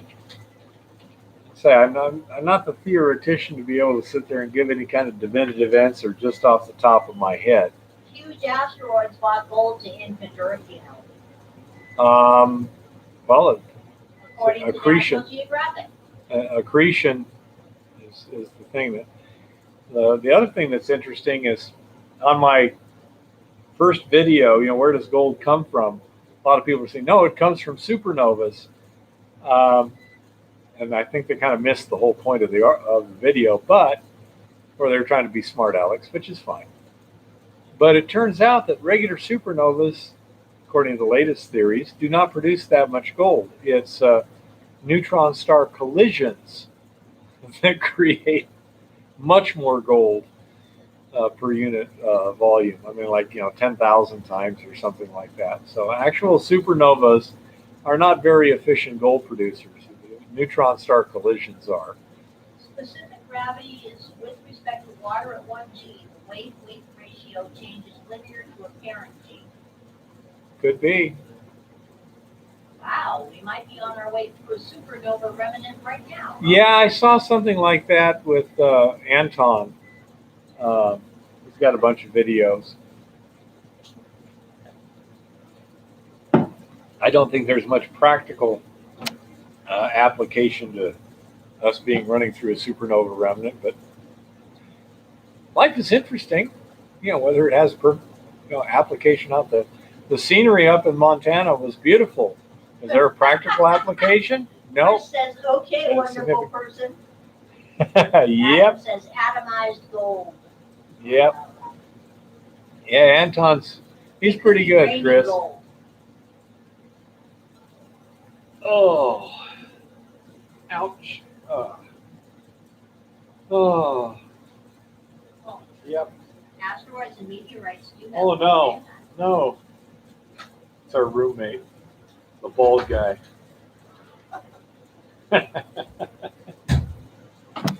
Let's see. So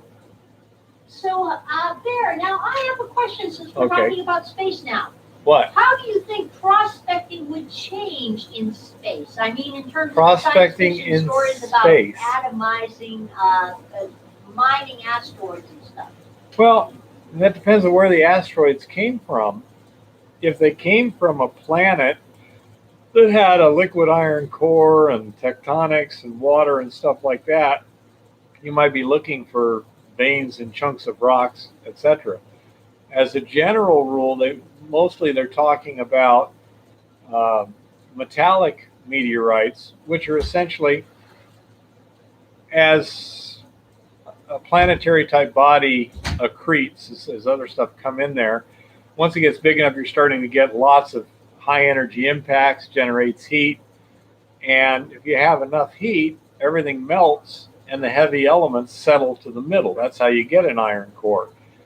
And so a nickel iron asteroid or meteorite is theoretically the iron core of a planetary type body, a planetoid. It could be a lot smaller than the Earth, that got smashed and broken up, and the metallic core has now been dispersed and revealed. Chris says And that's what you would be going prospecting for. tends to turn into a lot of spectroscopy.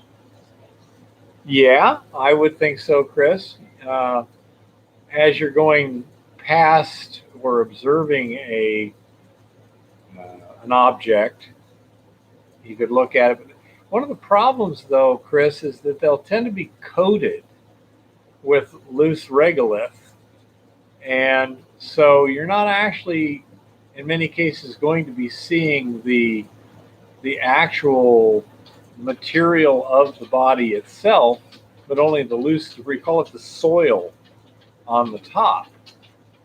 So you might have to look for scars, scarps, anything like that would reveal what we would call here the bedrock.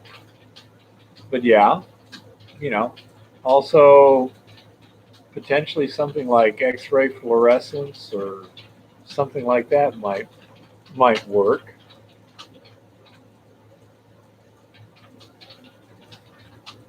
Non-visible infrared and millimeter wavelength. Millimeter wave, yeah, those would tend to penetrate. If it was conductive, it's going to behave a lot differently than silica would. So yeah, that would be, I think that would be effective, Chris. It would penetrate the regolith and give a completely different reflection, whether it was metallic underneath or silicious. So yeah, that would probably work. You'd have to be able to beam your radio waves a substantial distance and read the reflection well. But I mean, with something like the Arecibo array, we can resolve surface features on asteroids a long, long way away. So, yeah, I think that would probably be an effective method. Too bad we don't have something like that for gold. Subsurface radars, I think, are worth, they'll go about roughly 50 feet, I think, now into the Earth.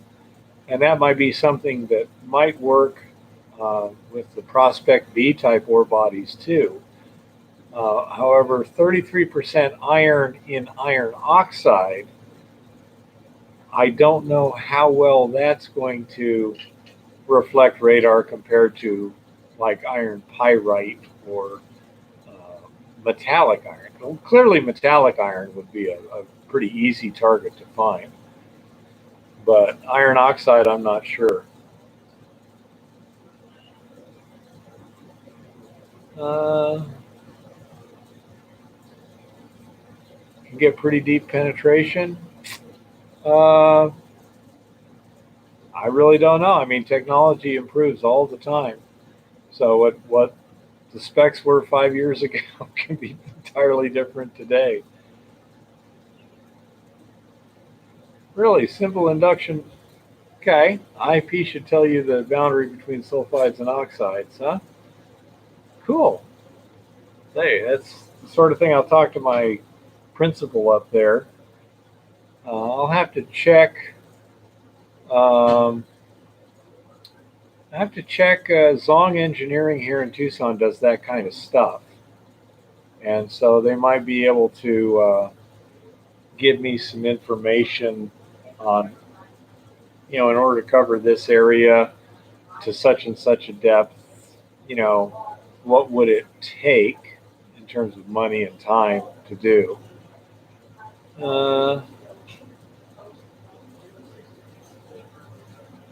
Let's see. Do you think there's a pattern in certain types of magma transitions into lava depositing more gold than others? Current theory, as far as I know, has magma itself doesn't deposit the gold. It's the solutions either heated by magma or that come out of magma as it cools that actually mobilize and transport the gold. So it's not so, obviously if a magma is gold rich, it would be different than if it was gold poor. But I don't know that much in magma theory, so to speak, to be able to tell you which would be what. I would think, for example, a subduction zone volcano will have a lot more complex magma than, say, a spreading center volcano like Mauna Loa. Mauna Loa is just giving you the, basically upper mantle material, whereas a subduction zone volcano will have whatever's been drugged back down from the bottom of the ocean. So I'm not sure. Yes, Adam, water is the key, not the magma itself. Magma is a heat source, but the gold doesn't come directly from cooling magma per se. It comes from cooling water that it's dissolved in, or the water encounters some kind of chemical change in the rock. Like if it hits limestone, it suddenly can change the pH, and that will precipitate the gold. So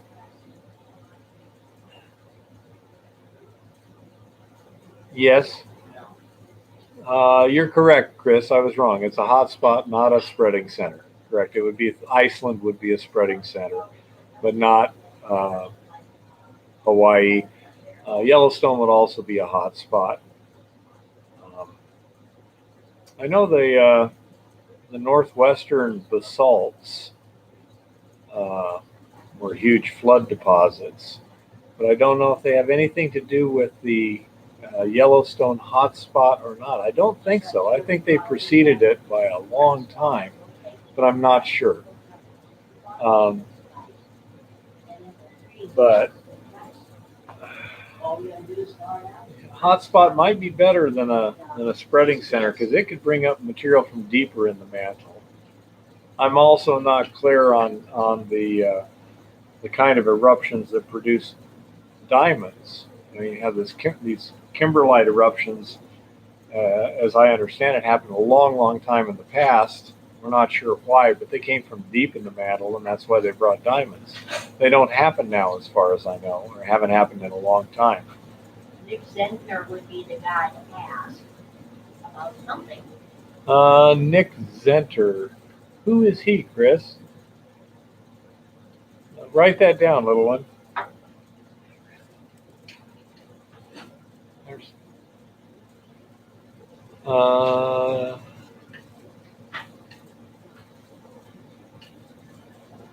yeah, as far as I know, basalts in general have very low average grades of gold. It's when processes concentrate the gold that you actually get an economic deposit. And He's the one with the live geology feeds on YouTube. okay.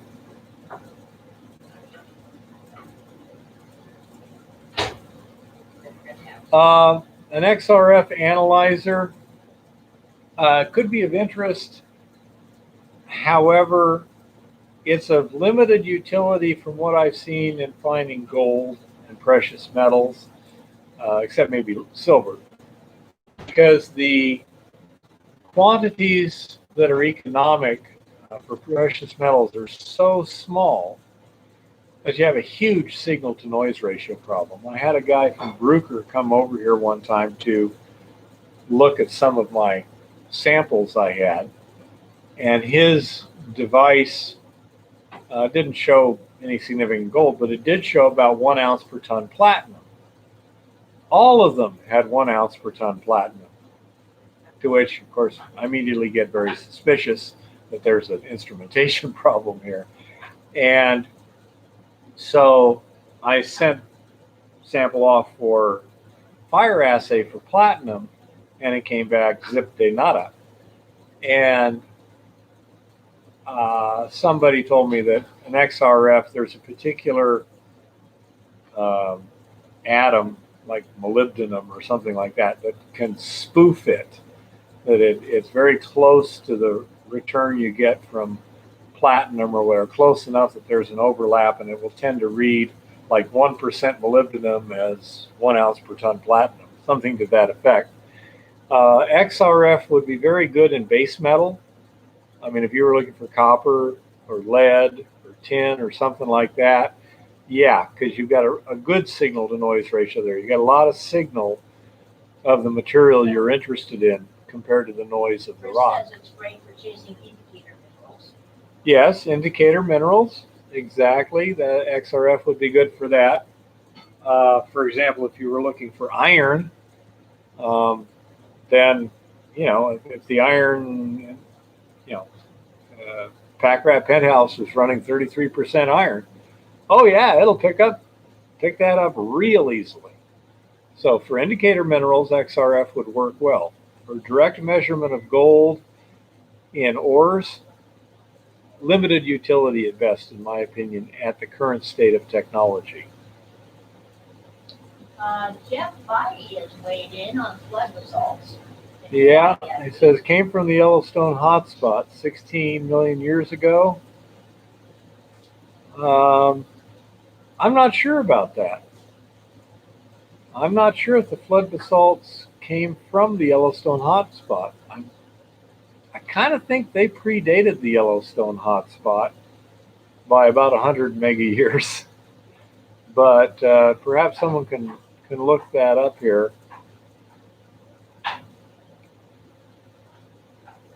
The desktop area, much better resolution. Yeah, Yeah, I think the desktop units where you actually take a sample and put it in a sample holder, so it's a known quantity, it's an even composition and stuff like that. You have a much more controlled situation, um, and that might give you a much more useful device for measuring ore concentration. Yellowstone hotspot has been stationary while North America has been moving westward gold trade. Yes, And that below is true. We've got the carbon plates we use to collect gold atoms. Okay. Moving westward over. Yes, that's true. Could carbon plates be used to collect gold atoms? And with 100 carbon plates be connected to a highly mineralized hot spring and attract gold. In theory, you can direct electrowin gold out of any solution. The problem is when you're electroplating a lot of metals. Anything either above or below it on the electromotive scale, I think it is, will plate out. So you might be plating gold and copper and zinc, and blah, blah, blah, like that. And you're going to be using a lot of electricity to do that. If you have a high enough concentration of gold in solution, direct electroplating makes a lot of sense. But there's a certain point where it has too little gold to even pay for the energy involved. And that's where, you better do something else. You might use a selective ion exchange resin, perhaps. Chris makes an interesting comment about carbon acting as a reducing agent in solution. Yeah. And Adam Anderson points out Yellowstone settled around 2 million years ago. Yeah.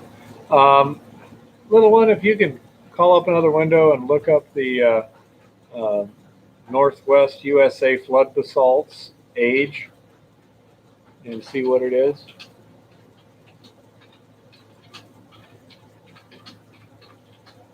Thank you for showing up, R. Gilbert. The Columbia River Basalt Group. Yeah, that's the one. Middle to late Miocene epoch. Eruptions were most vigorous 17 to 14 million years ago when over 99% of the basalt was released. Okay. Is there any relationship to the hot spot there? You can also go to, pull up another window, say Yellowstone hotspot, see what.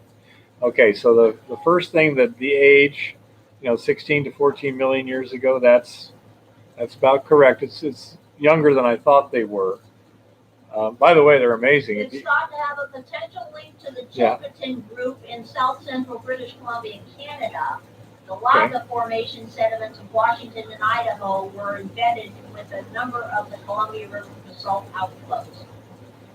Embedded with or into? Interbedded with. Interbedded with.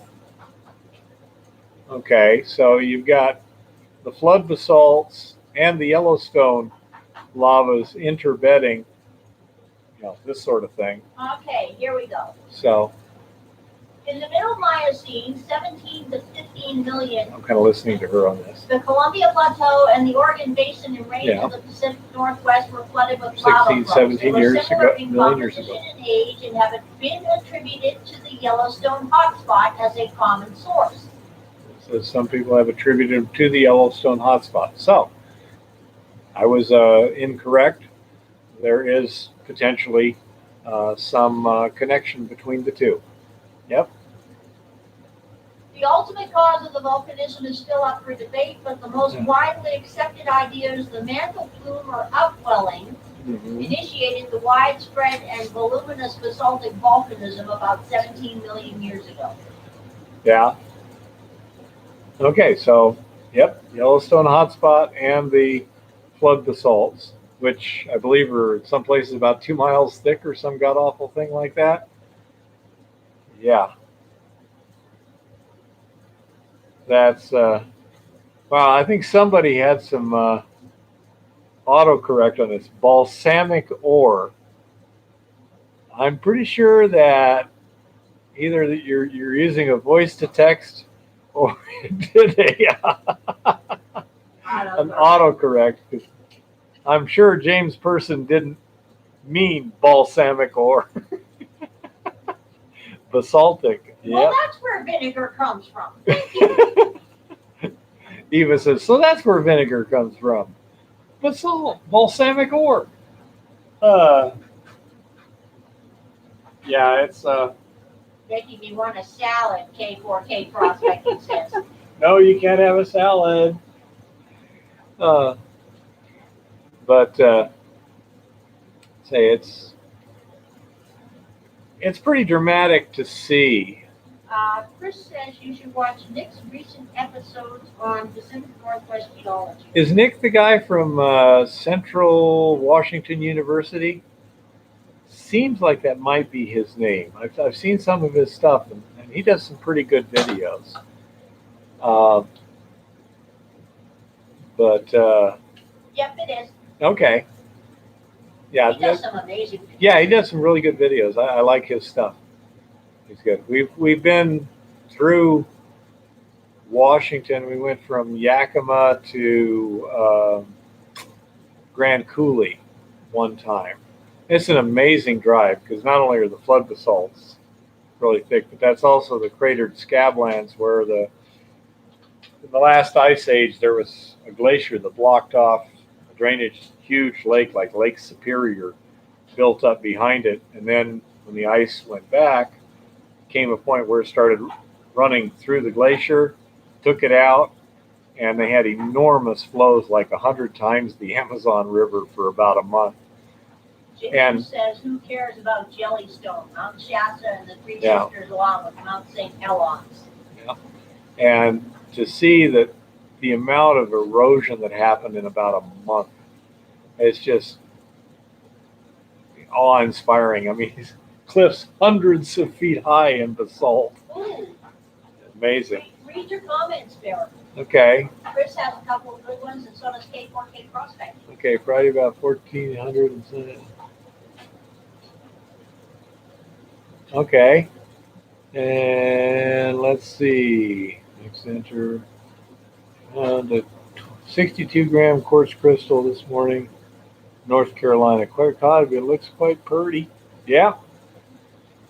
Yep. And in I would like that. the Rock and Gem show, it's so fun. I mean, I literally just walk about a minute from my house and see quartz crystals 6 feet high. It's insane. You know, little stuff like this is just, you know, I don't know, a couple bucks. It's amazing. So it's one of the fun things about being. Oh. Yeah, little guys Look. like these. Yeah. Hey. Is this from that lady from Arkansas? Yep. Those were hers? Let's see. Show them this beauty that's got all the crystal angels in it. They probably won't show on the video camera. Yeah, this shows. Is this a quartz sphere, little one? Yeah. Okay. I chose that one specifically because of the angels and the inclusions in it. Yeah. So this is the kind of stuff you can just pick up, you know, by literally a truckload around here. Oh. Late January. I mean, it's truly amazing to see what they have for sale. And they bring in semi trucks. They've got forklifts, and it's just pallets and pallets and pallets, piles of stuff, cutting stone, you name it. It's amazing. Any kryptonite? Not to my knowledge. You know. Although we do use the term kryptonite to indicate any rock that's so hard it's a pain in the butt to break. Let's see. So, I don't know. This is strange. I'm actually kind of running out of things to chat about. It's only been what, an hour and almost 2 hours again. Wow. Man, I'm being assaulted by my, what are those rubber bands? Tommy? Tommy is flinging projectiles at me, so I can't see them, so Nope. Nerf darts. We have this love-hate relationship. We love to jerk each other's chain. It keeps life interesting. We don't just insult each other, we rate them. We have a point system. Speed, viciousness, accuracy. Wow, look at the color. When I do that, my fingers look almost blue. Wow, how odd. But yeah, we have a lot of fun. You know, he calls me old man and promises that when I finally get too crippled up, he'll take me out behind the barn and put me out of my misery. He's smart and he's a good worker. You know, he does a good job. Any other questions? You want to go something? Yeah, the mineral specimens they have, they do have crystalline gold specimens and stuff too at the gem show. They also have an amazing amount of fossils, just enormous. And little one, could you come here a minute? Michelle says, off topic, general opinion of the Whiffley table, ideas on how to improve the separation. Okay, Whiffley table. It can do a good job depending upon the design, the setting, and the ore. You can get a reasonably clean gold concentrate. The little RP4 table I have, it's a little Deister table, actually, not a Whiffley table. At Whiffley table, the grooves are parallel to the top of the table. A Deister, they're angled. But anyhow, the problem I had with it, it didn't give me a clean concentrate. Global Mining Solutions says it'll do about 400 pounds an hour. I would agree with that. It does about 400 pounds an hour. A lot of other equipment that I've gotten to use from time to time just not going anywhere close to meeting the manufacturer's ratings as far as I'm concerned. Okay, like 10% of what they say it'll do. But that concentrate, I was getting a heavy mineral concentrate also, along with just gold, but I was not getting clean gold. And the heavy mineral concentrate had a lot of gangue minerals in it. Chris says, so I had to rerun it. Table with the compound finishing area. That's entirely possible. An RP4 is a little table. It's about 4 feet long, is all. The table from Mount Baker Mining that they have their videos on and stuff seems to give you a pretty clean gold line. It looks like a pretty nice table. They say it runs a ton an hour. I haven't double checked it myself, but seems plausible. The way they're running it, the amount of material I see flowing seems consistent with that. And it seems to do a pretty good job. Timothy asks, mercury attaches itself to gold, obviously. Does it also attach to other metals? Mercury generally will attach to a clean metal. If you take something like copper, it normally has an oxide coating on it. But if you clean that off, the mercury will stick to it just fine. That's how they make a mercury plate for amalgamation, is they take copper, clean it, and put the mercury on it, and voila, you now have a thin sheet of mercury that has some structural integrity to it. Chris says even one of those coffin-style double-side tables seems to give a better cut than an RP4. I would not be surprised. A Gemini table, I think, is what Chris is talking about. I haven't, as I say, done a lot of work on those. I had my own table design I was working on for quite a while that seemed to have some promise, but having trouble with the really fine gold. It was giving me a clean concentrate, a clean heavy mineral concentrate. I was getting some clean gold in certain areas too, but still having trouble with the floaty gold. So my focus is on the really floaty gold at this point, because I can get the other stuff more than one way. Yeah. Chris is teasing you here.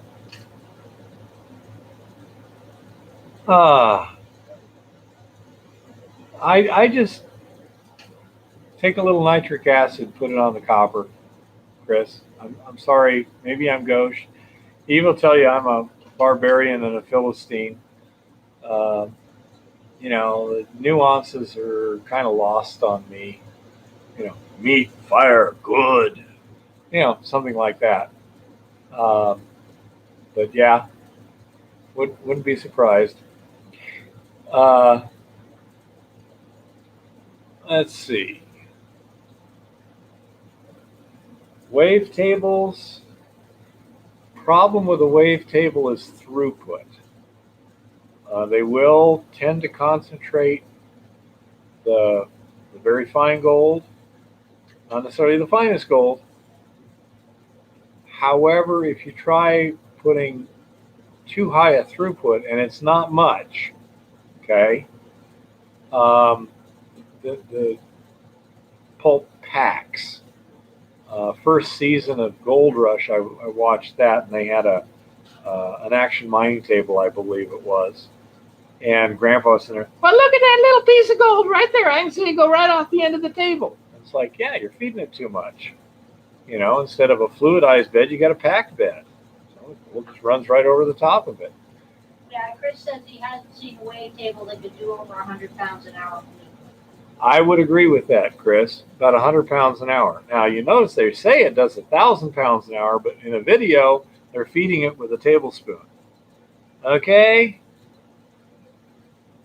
Think about it. How fast would you have to move that tablespoon? 4K says, how about a spiral wheel? Spiral wheel, I don't believe works very good on the really fine gold. Some placer gold, it seems to do an excellent job cleaning up. On the flaky gold on the Middle Fork Boise River, spiral wheel was slow, a little bit inefficient. The gold cube was much faster and didn't lose anything. I couldn't find any gold in the tailings, whereas the spiral wheel was getting 90% recovery, 80% recovery. It's got lots of dusty and flour down here in the deep south. Okay. That's what I'm basically working on right now. One of the difficulties when you're talking about fine gold is what is the size, what is the shape? And a lot of people will say, well, that's 200 mesh gold. It's like, have you measured it? How do you know it's 200 mesh gold? I have, you want to get me my little pencil microscope there? It's by my medicine on the shelf. Yep. I have a little device. It's relatively inexpensive, somewhere in the neighborhood of $50. And this is a microscope. Lately, I haven't been able to find the ones that has a little clip-on attachment with a little pen light here. But this cut is designed to allow light to come through here.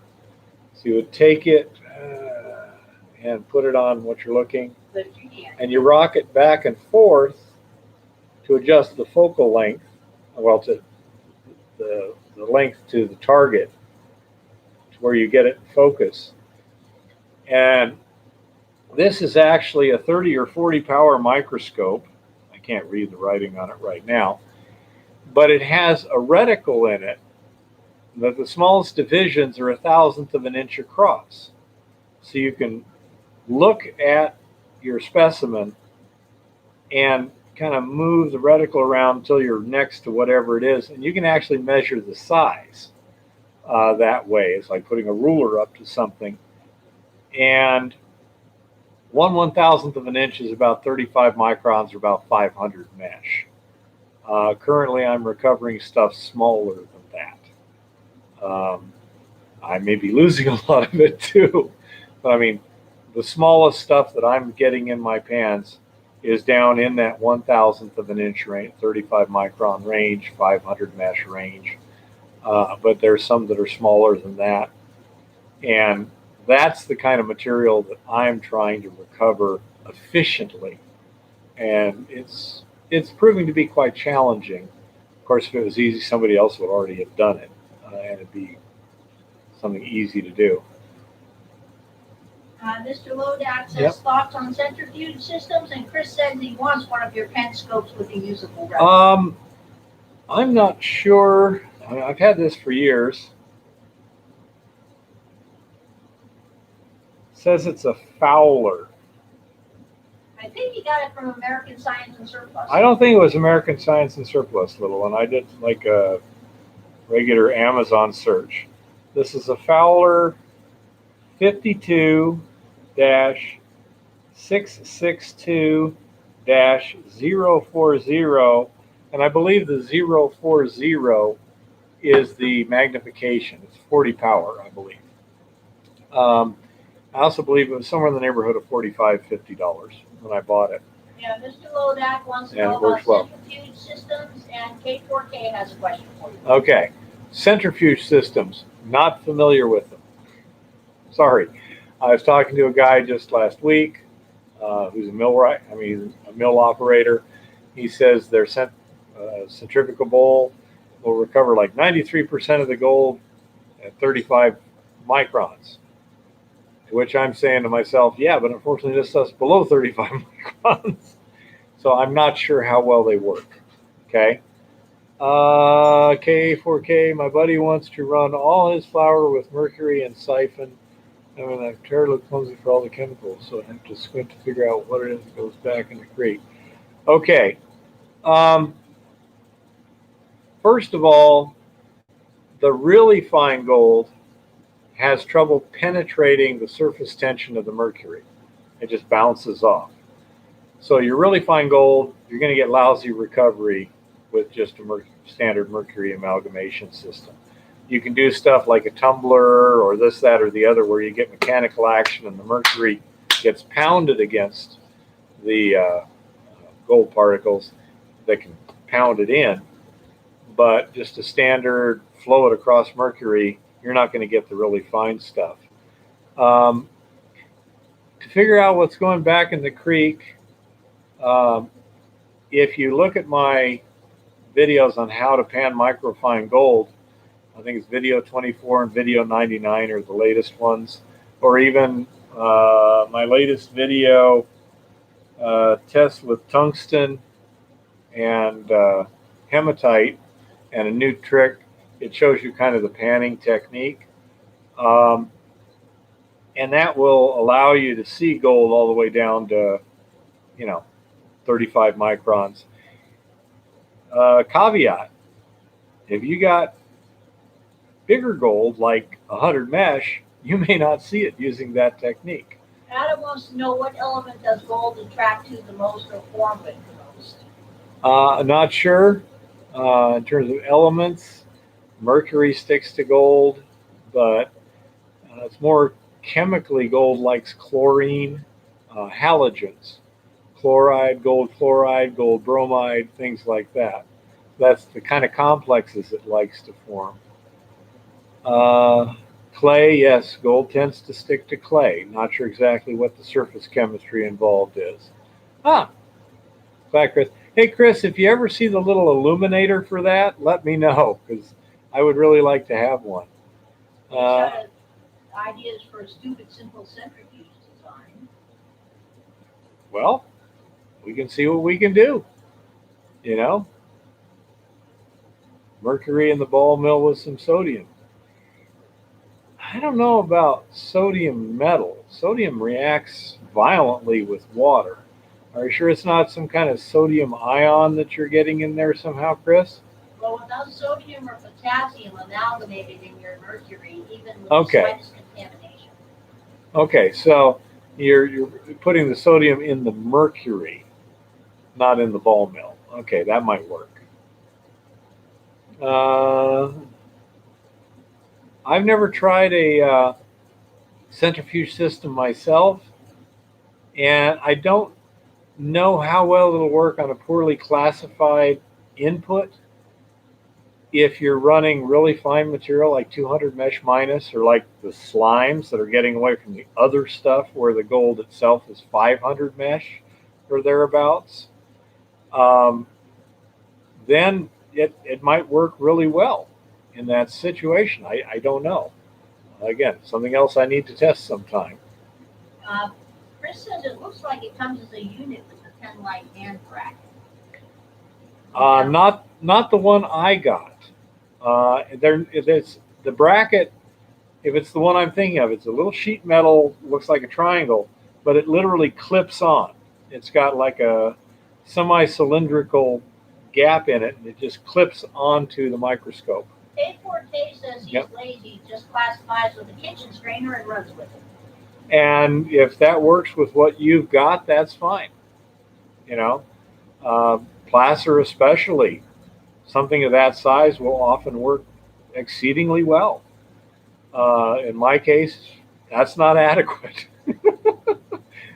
For some masochistic reason I don't understand, I refuse to do the easy stuff. I get involved with the crazy stuff. But it makes life more interesting, I guess.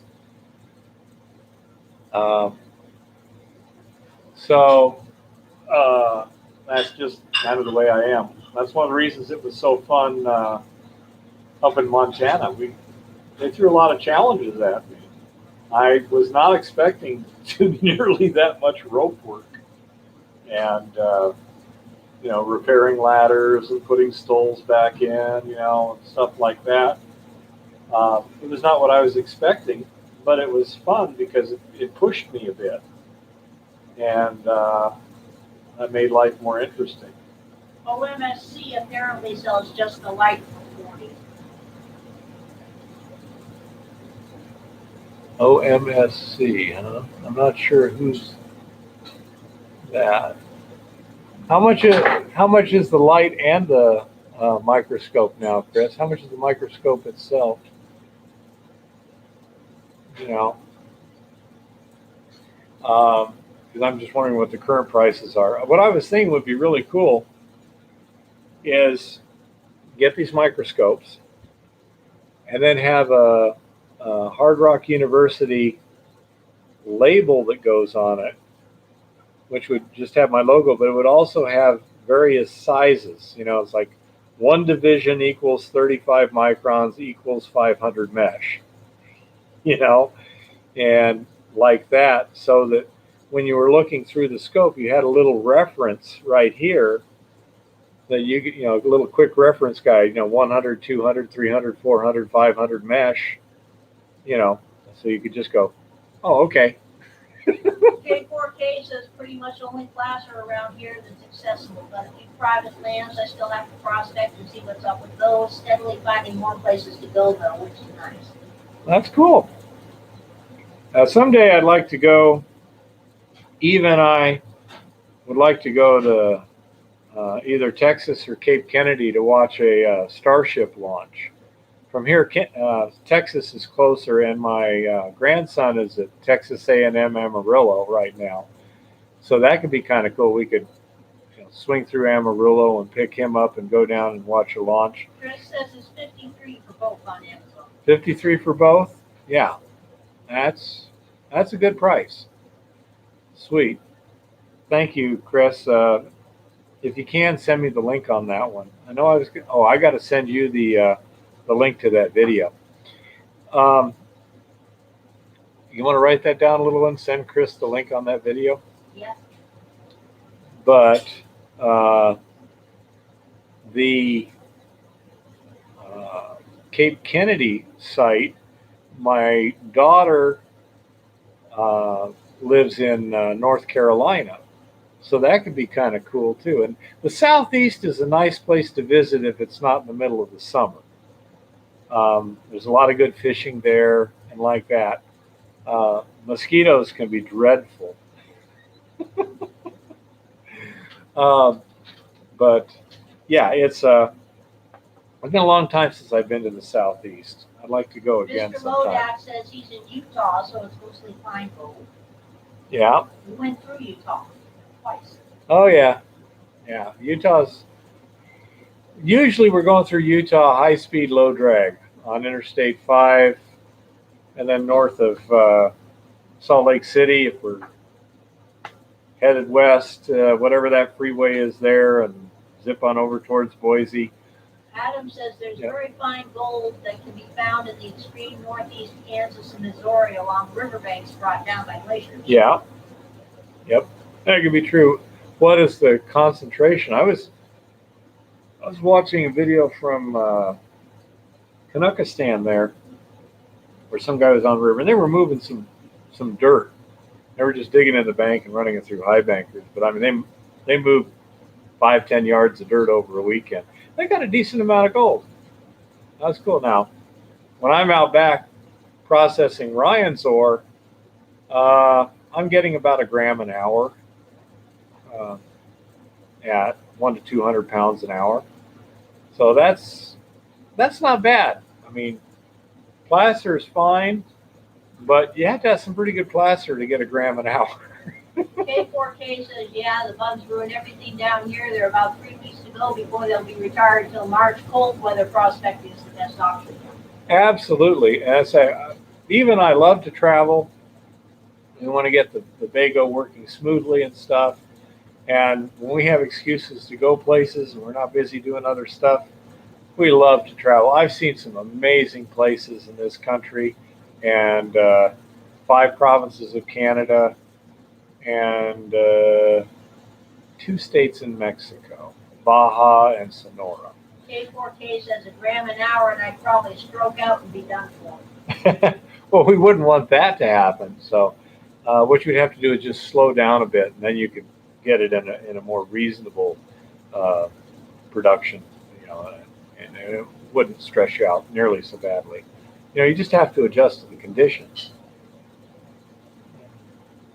I thought you'd suggest desensitize that. But I think I'm going to have to pack it up soon. It's been another 2 hours live stream here. And one thing I don't know, it's not showing how to display the chat on the replay. I don't know if that's possible or not.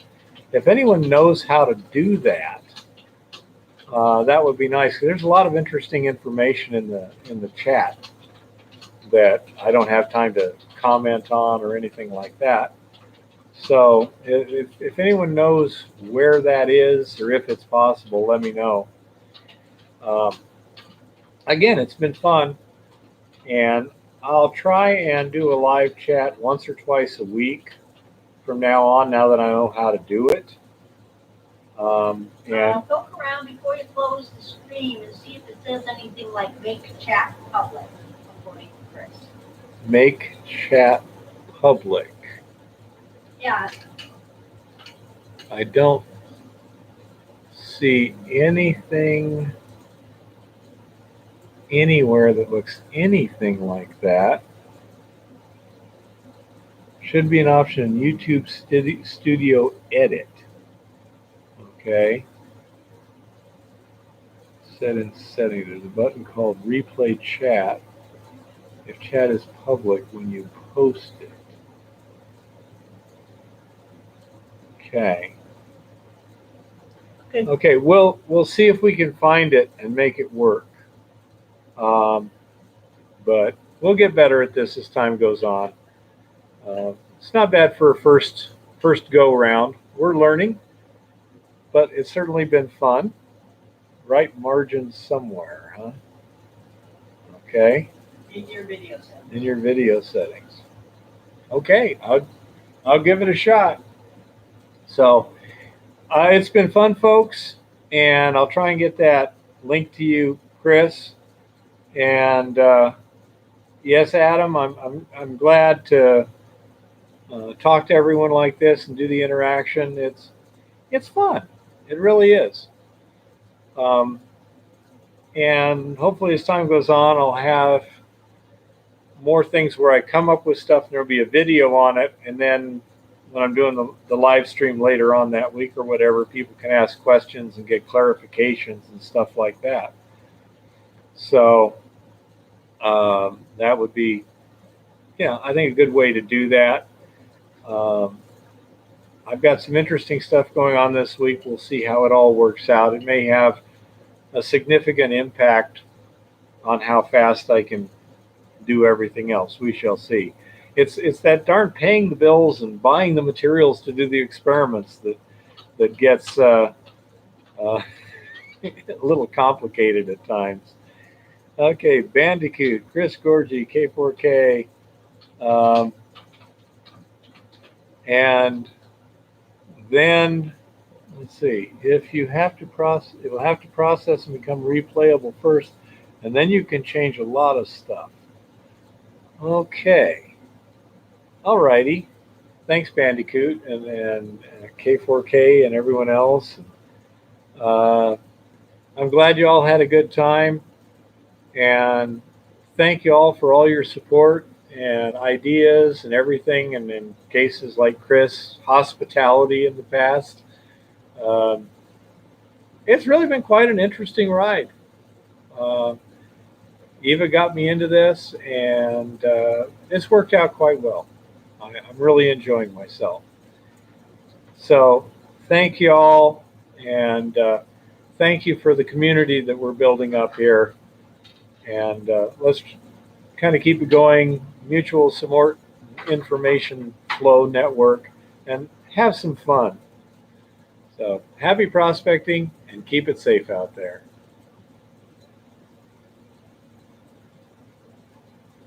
Here you was.